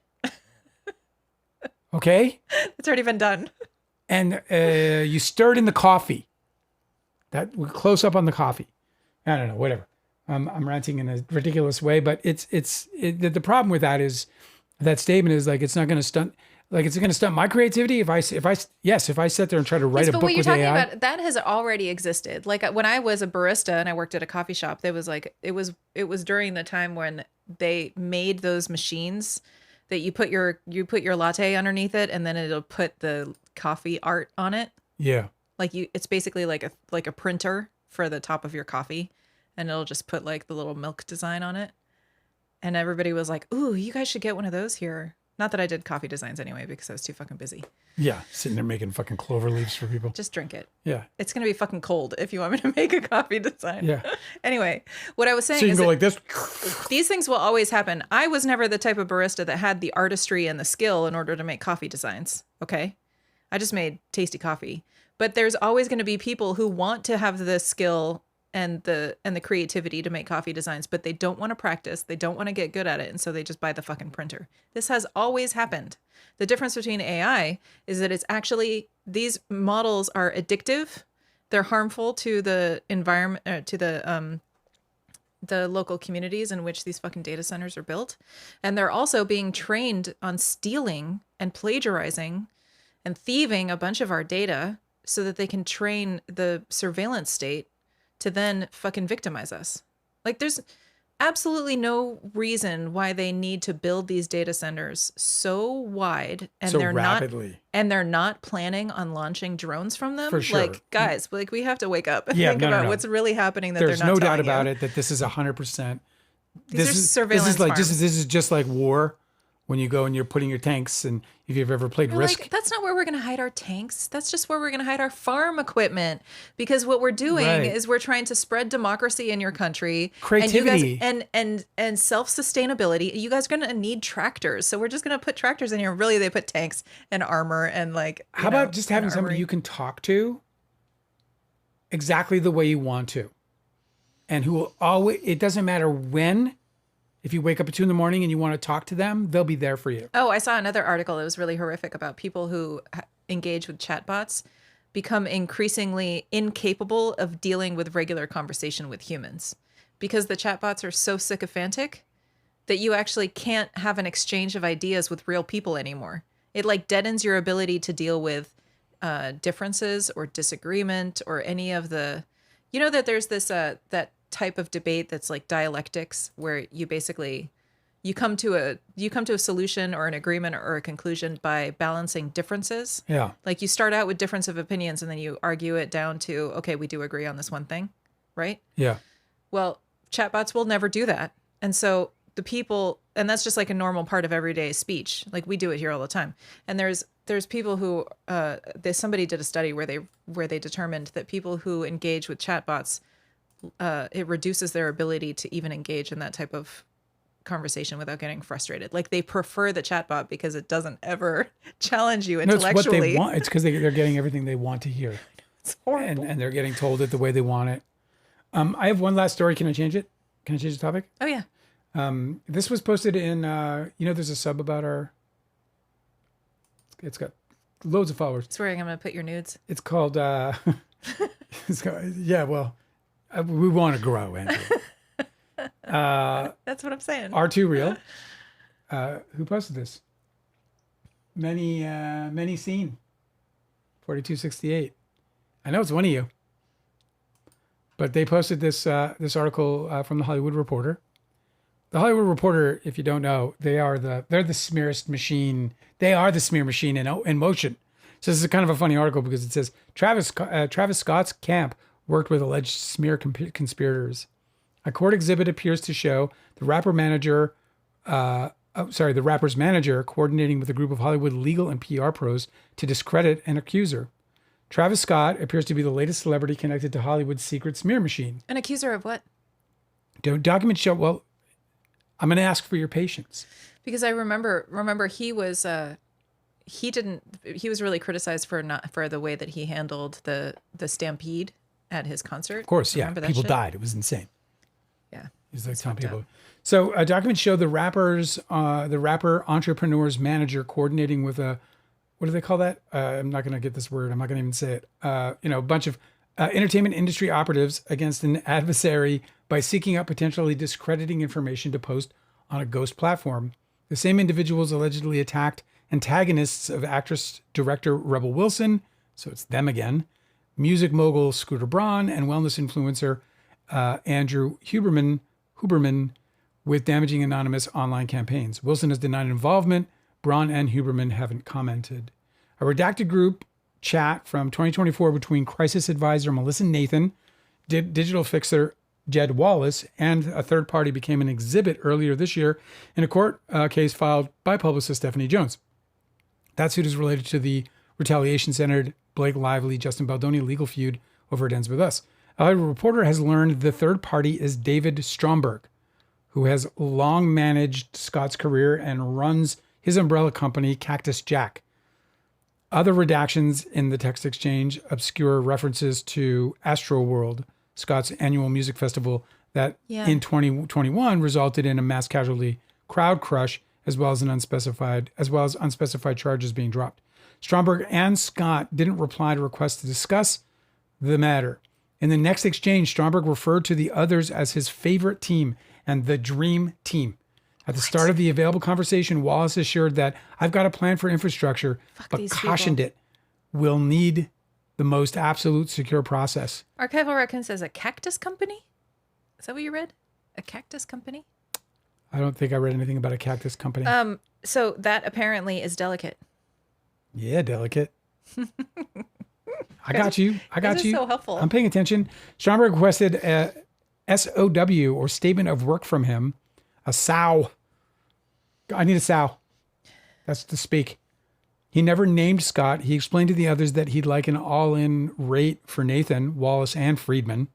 These fucking pigs, bro. These human beings, man. I've referenced to their frequent business partner, Brian Friedman. They're going to keep getting the prominent Hollywood litigator who is now a defendant in a defamation lawsuit filed by a target of one of the online campaigns. It's shameless, bro. The trio didn't respond to THR's inquiries about the group chat. These are evil people, dude. They're just fucking evil people. Hey, man, if the money is all that matters, I guess you can do a ton of stuff. Melissa Nathan, who everybody likes to support, who loves Justin Baldoni. Right. Melissa Nathan, who has long represented Scott, who, come on, this guy, dude, I mean, I watched the video that led to those people's deaths, responded with a pointed list detailing multiple strategy, legal crisis, PR, media, digital to counter what's characterized as an alleged extortion scheme against the client. The identity of this other individual is unknown, although the damage control conversation took place not long after a reported brawl involving Scott at a Cannes Film Festival party. Accusers who seek out or are open to an out-of-the-court monetary settlement are often branded extortionists. So So anyway, I guess I won't read the whole article because it's still got several paragraphs, but they're at it again, dudes. Do you want to watch that documentary? Which one are we talking about? The one about the Astroworld tragedy. I love that dude's documentary that he didn't get it out in time. Whose? Andy Signor. Oh, I mean, he'll still people will still watch it. Well, no, I mean, here's the thing: is that Justin Baldoni is not gonna set down the sword. You know. I actually wonder if like they'll put like a lid on it for Andy. They'll be like, we don't want it. Don't put it out because like maybe they have other plans. You know. Maybe. Morning from Oz, says Janice Nicholson. Nice. That's not it. It's Janice Holson. See how you got to be. This is, my eyes. They're not Good great. morning from Oz. So cool. That is the coolest. I couldn't help but read it right away. I was like, that's so cool. In America, Australia is kind of like a celebrity. Happiness is asking what she missed. They're going to tell her about the parrot masturbating. Yeah. And who do we have to thank for that? You. Me? It's a great story. Took me by surprise. Yeah, me too. Come on. I kind of wish you'd stop bringing it up. Hey. It's not how it works. Thank you, Delicate, for that article. Anything you post on R2 Real, I will read, or Angela will read live. Anything you post, whatever it is, unless it's hatred toward me. Unless it's nudes. Or Angela. Or anyone we care about. You said, unless it's hatred toward me or Angela. Well, the reason is because I can't fathom anyone having hatred toward her. Yeah. That's why. That's a good reason. Yeah. No, that is the reason. I would never think anyone, no one's ever said a bad thing about you that I've ever seen. Not that I would care anyway. So it's I think it only took like one time where I heard somebody say, don't ever take offense from somebody that you wouldn't take advice from. And I was like, oh damn, that's a banger. I remembered that one forever. Because if you don't respect the person enough, Yeah. why should you be offended about whether they dislike you? Right. By the way, just to go back a little bit, I'm gonna ADHD here for a second because Not to the parrots thing. I forgot about this thing that supports this story that you're so interested in. No, I kid you. So, we're talking about potentially the midterms. He says, Donald Trump says, I don't care about the midterms or whatever. This caught my eye, man. Voters use left and right political labels as mental shortcuts, not strict policy matches. This mismatch was especially common among people who identified as right-leaning. The data shows that 43% of self-identified right-leaning voters actually support mostly left-leaning policies. Oh, yeah. So here's the thing, though. If he breaks that, because there's a barrier there. You see, this is what I mean about switching from the red to the blue. That's why Tallarico is the perfect candidate. Yeah. He's like choir boy, innocent, virginal. He looks like a Christian to the bone. like the Republican candidate that runs for the very first like House seat, Yeah. early in their career. And he's like maintained that like innocent quality. Republicans love that shit. Yeah. It's like old school Republican. It He is. probably fucking would be if our country was normal. Correct.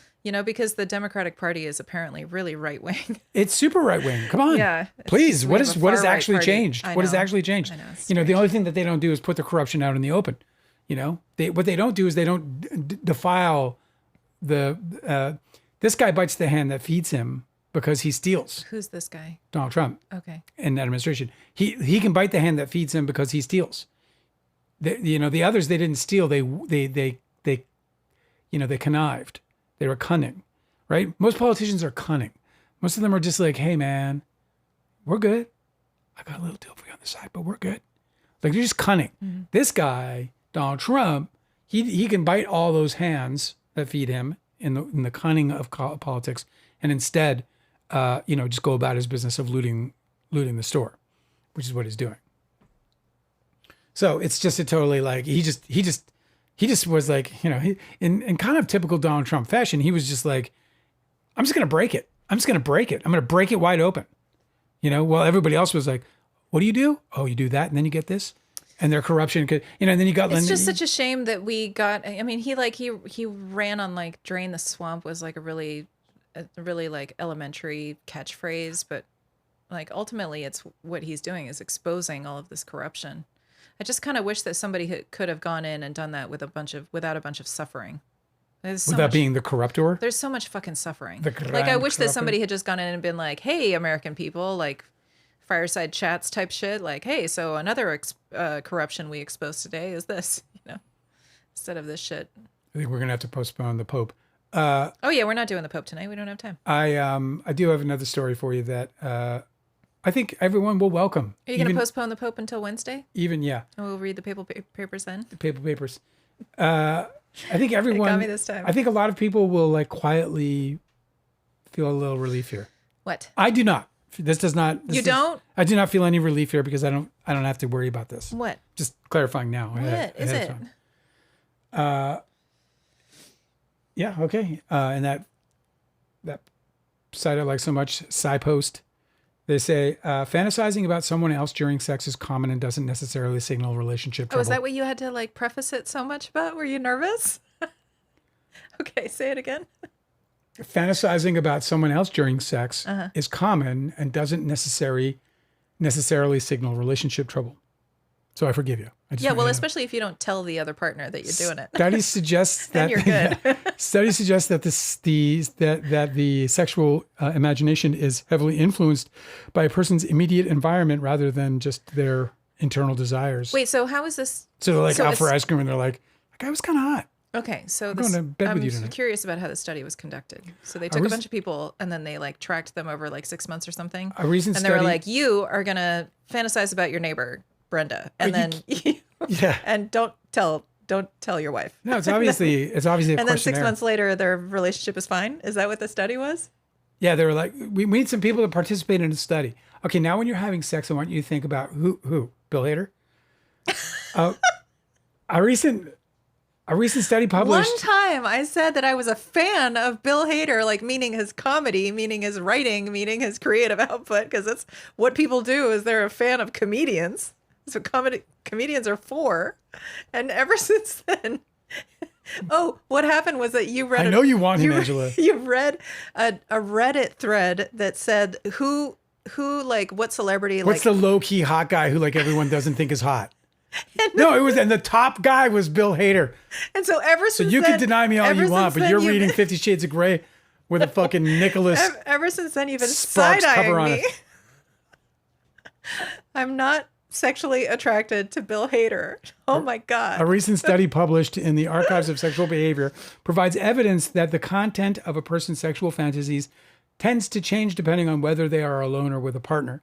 Scientists found that fantasies during partnered sex are often found more focused on emotional connection, while fantasies during solitary masturbation tend to center on explicit arousal and people outside of the relationship. It's so funny. It's like, well, yeah, because I just had sex with her. So, you know what I mean? These findings suggest that sexual imagination is heavily influenced by a person's immediate environment rather than just their internal desires. People often think of sexual fantasy as a private and solitary experience. However, a large body of research indicates that people frequently engage in sexual fantasy while having sex with a committed partner. Despite how common this is, little is known about how the content of these thoughts might change based on the physical setting. The research team wanted to explore this dynamic in greater detail. Many people, this is a quote, many people report fantasizing during sex with a partner at some point in their lives, but we still know surprisingly little about how this compares to fantasies that occur in solitary contexts, such as masturbation, said study author Aki Gormenziano and Sari Van Anders with Red Cheeks. Gormenziano is a Canadian Institute I don't think of you need to read the Health whole Research thing. Protocol. You're going a little far. Hang on, British Columbia. The scientists were specifically interested in two main themes of sexual thought. The first is eroticism, which refers to physical arousal and bodily pleasure. And the second theme is nurturance, which involves feelings of emotional intimacy, care, and closeness. Dr. Blah, blah, blah, also a longstanding, has also a longstanding interest in questions about nurturant, warm, loving, intimate, and erotic, more pleasure-focused sexuality. And so we were interested in nurturant and erotic fantasies as well. The research noted that they were also curious to see if having a partner present shifts who the person thinks about. And we were curious about fantasy target, since whom people fantasize about might matter. These guys are just a bunch of pervs. And it's a they're very like, long we article, got the so funding to do our sex study? That's awesome. Well, they're probably not like it's not like they're like being okay, honey, now I'm going to need you to think of Superman. You know, it's not like that. Like they have subjects. You know? So it's okay. It's okay.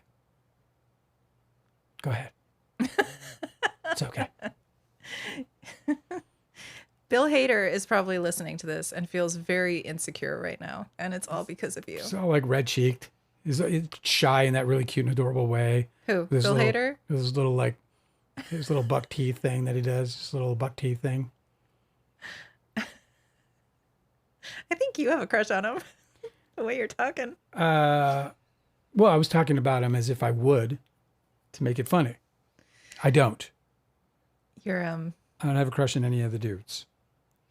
I told you that that Bill Hader and I have synastry, and that's why I'm a fan of his comedy. Yeah, you have synastry. See, come on. So let's stop with the denialism here. I didn't realize that it was gonna put you in a complex. Like you were gonna have some sort of like paranoid fixation. Stop with the denialism, Angela. It doesn't. No, I was working on a theory about how, like, you know how you really like Lenny Bruce, right? Yeah. I mean, a lot. He was a funny dude. Yeah. So I was looking through. I never saw him. The only thing I know about him is the shit I've read and seen. There's some celebrities that really resonate with people. There's some celebrities that people really appreciate and follow. Like, didn't you ever know somebody, like a friend of the family, who's like obsessed with Elvis? There's always like one. Oh, like, I definitely Elvis did. My ex's grandmother was so obsessed with Elvis that we had an Elvis impersonator at our wedding for her. It was for her. I knew a guy who had like a whole Elvis room. He had like all of this like memorabilia and all of these posters and like everything was Elvis. Cha-ching, bro. So weird. Anyway, so what I'm saying is that I feel like there's that people will have astrology chart synastry, right? Like they'll have like aspects that make that celebrity like really captivating to that person, even though they don't know each other. This is my theory. And so I tested it out with your chart and some of the comedians that you like. I was just looking through comedians and then some of the comedians that I really like. and it's true so far. I mean, it's only just beginning. I did this for like 5 minutes before I got distracted doing something else because that's the way I roll. You know, it's not like a proven theory or anything, but I'm working on it. You're so multivalent. That's like the astrology speak. Multivalent. Yeah, multivalent. They love multivalent. Multifaceted. And like felt. Felt sense. Felt sense. It's irritating to me. I've heard that just. Oh, another thing too. I'm like it's a sense. Senses are felt. Senses are felt. I don't think you have to say it. They're experienced. It's like a psychotherapy talk. I don't know what that is. Yeah, felt sense. Also, another thing that really irks me. It's so fucking prevalent. Astrologers will say soul contracts. Soul contracts. That one really irritates me too because I'm like, what the fuck does that mean? Yeah. What do you mean a soul contract? All right, I'll take it. All right, let me get this straight. So, how long do I go in prison? How long?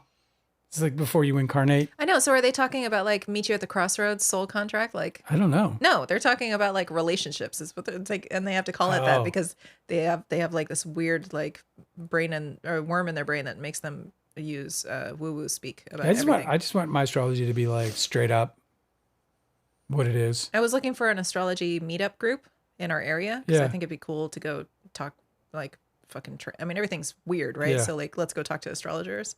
And all I found was like guided meditation shit. No, and like, I just can't, you guys. Well, I can, but not for astrology. Like I'm not. That's astrology is like I want to talk astrology. It's fun. It's the stars. It's a fucking guided meditation. When we were taking almost, when we were taking that one guy's course, I'm not gonna say his name, but when we were taking that one guy's course, and I'm glad we took his course and we spent too much money on it. Oh my God, he would start. But he would start everyone with a fucking meditation. He was like, do this before the class, bro. He would start with he would do a moment of silent prayer or something where he would basically just bow his head and sit there in silence on the Zoom call for like 2 straight minutes with all of his students attending. And I'm like, could you just do that like 5 minutes before you start? Could you? That'd be great. I'm paying for time. How about you tell us it's a good idea to have a meditation practice before each class. Makes me crazy. What I do is blank and then get on with it because I don't need to sit look at you nodding out like a heroin addict, This is the company we keep, babe. We're going to have to learn how to navigate with these people. No, I don't. I'm just going to, I don't care about it. I'm just going to do my own thing and be my own guy and whatever. You like it or you don't like it. Speaking of astrology, I recently subscribed to a Greek mythology sub. Oh yeah, that's fun. And I was like, this is going to pay off. I just knew it was going to pay off. Mm-hmm. And 3 days ago, somebody put up a fucking straight up spreadsheet of all the gods. Oh yeah. Compared. So like, who's Saturn in Norse mythology, et cetera, et cetera. That's dope. Oh, it's so great, dude. It's like a total cheat sheet. Yeah, that's perfect. Yeah. Did you download it? Yeah, I got it. It's mine. Sweet. I'm not even going to let you see it. It's mine. Print it as a poster on our wall. Yeah, it's a really cool, well, it's just a spreadsheet. So maybe not. I would put a spreadsheet on my wall. Did you ever see those pictures of these people who are studying, they're studying chemistry or they're studying anatomy or whatever, and they'll put literally like their study materials on their shower curtain, so that they can like run all of their memorization. They read it on their fucking arms and fucking everywhere. Yeah, they'll just like wallpaper their apartment with it. I just write it down in books twice, and then it's in, and then you got it. Usually, it's like the stuff I want, I usually do. I'm having trouble with the Hebrew alphabet, but I'll be all right. I'll get it. Yeah, it's very different. It's close. I find that I will learn something, commit it to memory, have it so solid, and then if I don't use it for 6 months, it's completely departed. It just gets replaced. Like that gets overwritten. I'm bad at that. Oh, let's see. A scientist is dropping some science on us. You want to hear it? Yes. up up to the vaccination for cancer section, it was completely overlooked at the time that mRNA vaccines were being developed for decades, and this included for various cancers. COVID just provided a situation where the usual decades of clinical trials Oh, yes. were compressed into a shorter time I frame remember because reading it about was this. medically necessary to combat the pandemic. And because there was such a large scale rollout with a low adverse event threshold, the scientists could return to their earlier mRNA vaccine projects, and now they don't need to do all that initial stuff. That's dope. Oh, that's so cool. So safety trials that take months that take months to years before they can even do these trials on efficacy. So we are now seeing the efficacy trials happen on the types of things that mRNA vaccine technology was being developed for. Well, this is so exciting because I'm glad I'm like not losing my mind, because I'm like, I feel like every day I'm like just like I read I didn't even read 3 or 4 more because I'm like, I'm going to become a medical podcast. No, but it's there's true. like every day there's like massive breakthroughs like that. Well, because the COVID vaccine was like a moonshot. They like put all of their efforts into creating that. And so it's really great that it advanced this technology for all the other things. That's dope. I'm super excited because like as long as I really hope they can find a cure for cancer before I get it. You know? For everyone, I want it for everyone, but I'm going to be totally selfish on this one. You know? Happiness in Your Life is asking if we've seen a documentary on YouTube about the Benthino Massaro cult guy. It's called Instaguru, and the YouTube channel is called Mark Vicente. I'm screenshotting this. Screenshot that. Yeah, that sounds fun. That's going on the watch list. I like cult guys. We'll Cult provide a guy link to it documentaries. after we watch it so that everyone else can watch it if you haven't. Thanks for hanging out with us. I hope you'll like the live before you leave. You guys are always so kind to us. So we thank you so much. And yeah, we're going to be back on Wednesday. Again, sorry that we had to bow out on Sunday for those of you who were expecting that astrology video. As of right now, Sunday is wide open. I feel like we're going to get it this Sunday. Mm-hmm. My fingers are crossed. You know, the slideshow is ready to go. We just got to, let life, sort of be less demanding on us on That's these the plan. days. So, but thank you for your patience. And yeah, man, I hope you'll come back and hang with us on Wednesday. We'll see what Lyman says, man. Mm-hmm. Hopefully soon. It's coming very soon. It's going to be by the end of the week, I suspect. Oh, yeah? Maybe by the end of next week, but I think by the end of this week. What's he doing? It'll drop in the middle of our Papal Papers reading. He's a Trump appointee. How sad is that? It doesn't fucking matter. Yeah, it makes me sad. It does matter. All right, guys, it doesn't matter. I got to go. It doesn't matter. Had a great time with you. Great to see you all. Thank you for coming. We really do appreciate you. Thank you so much.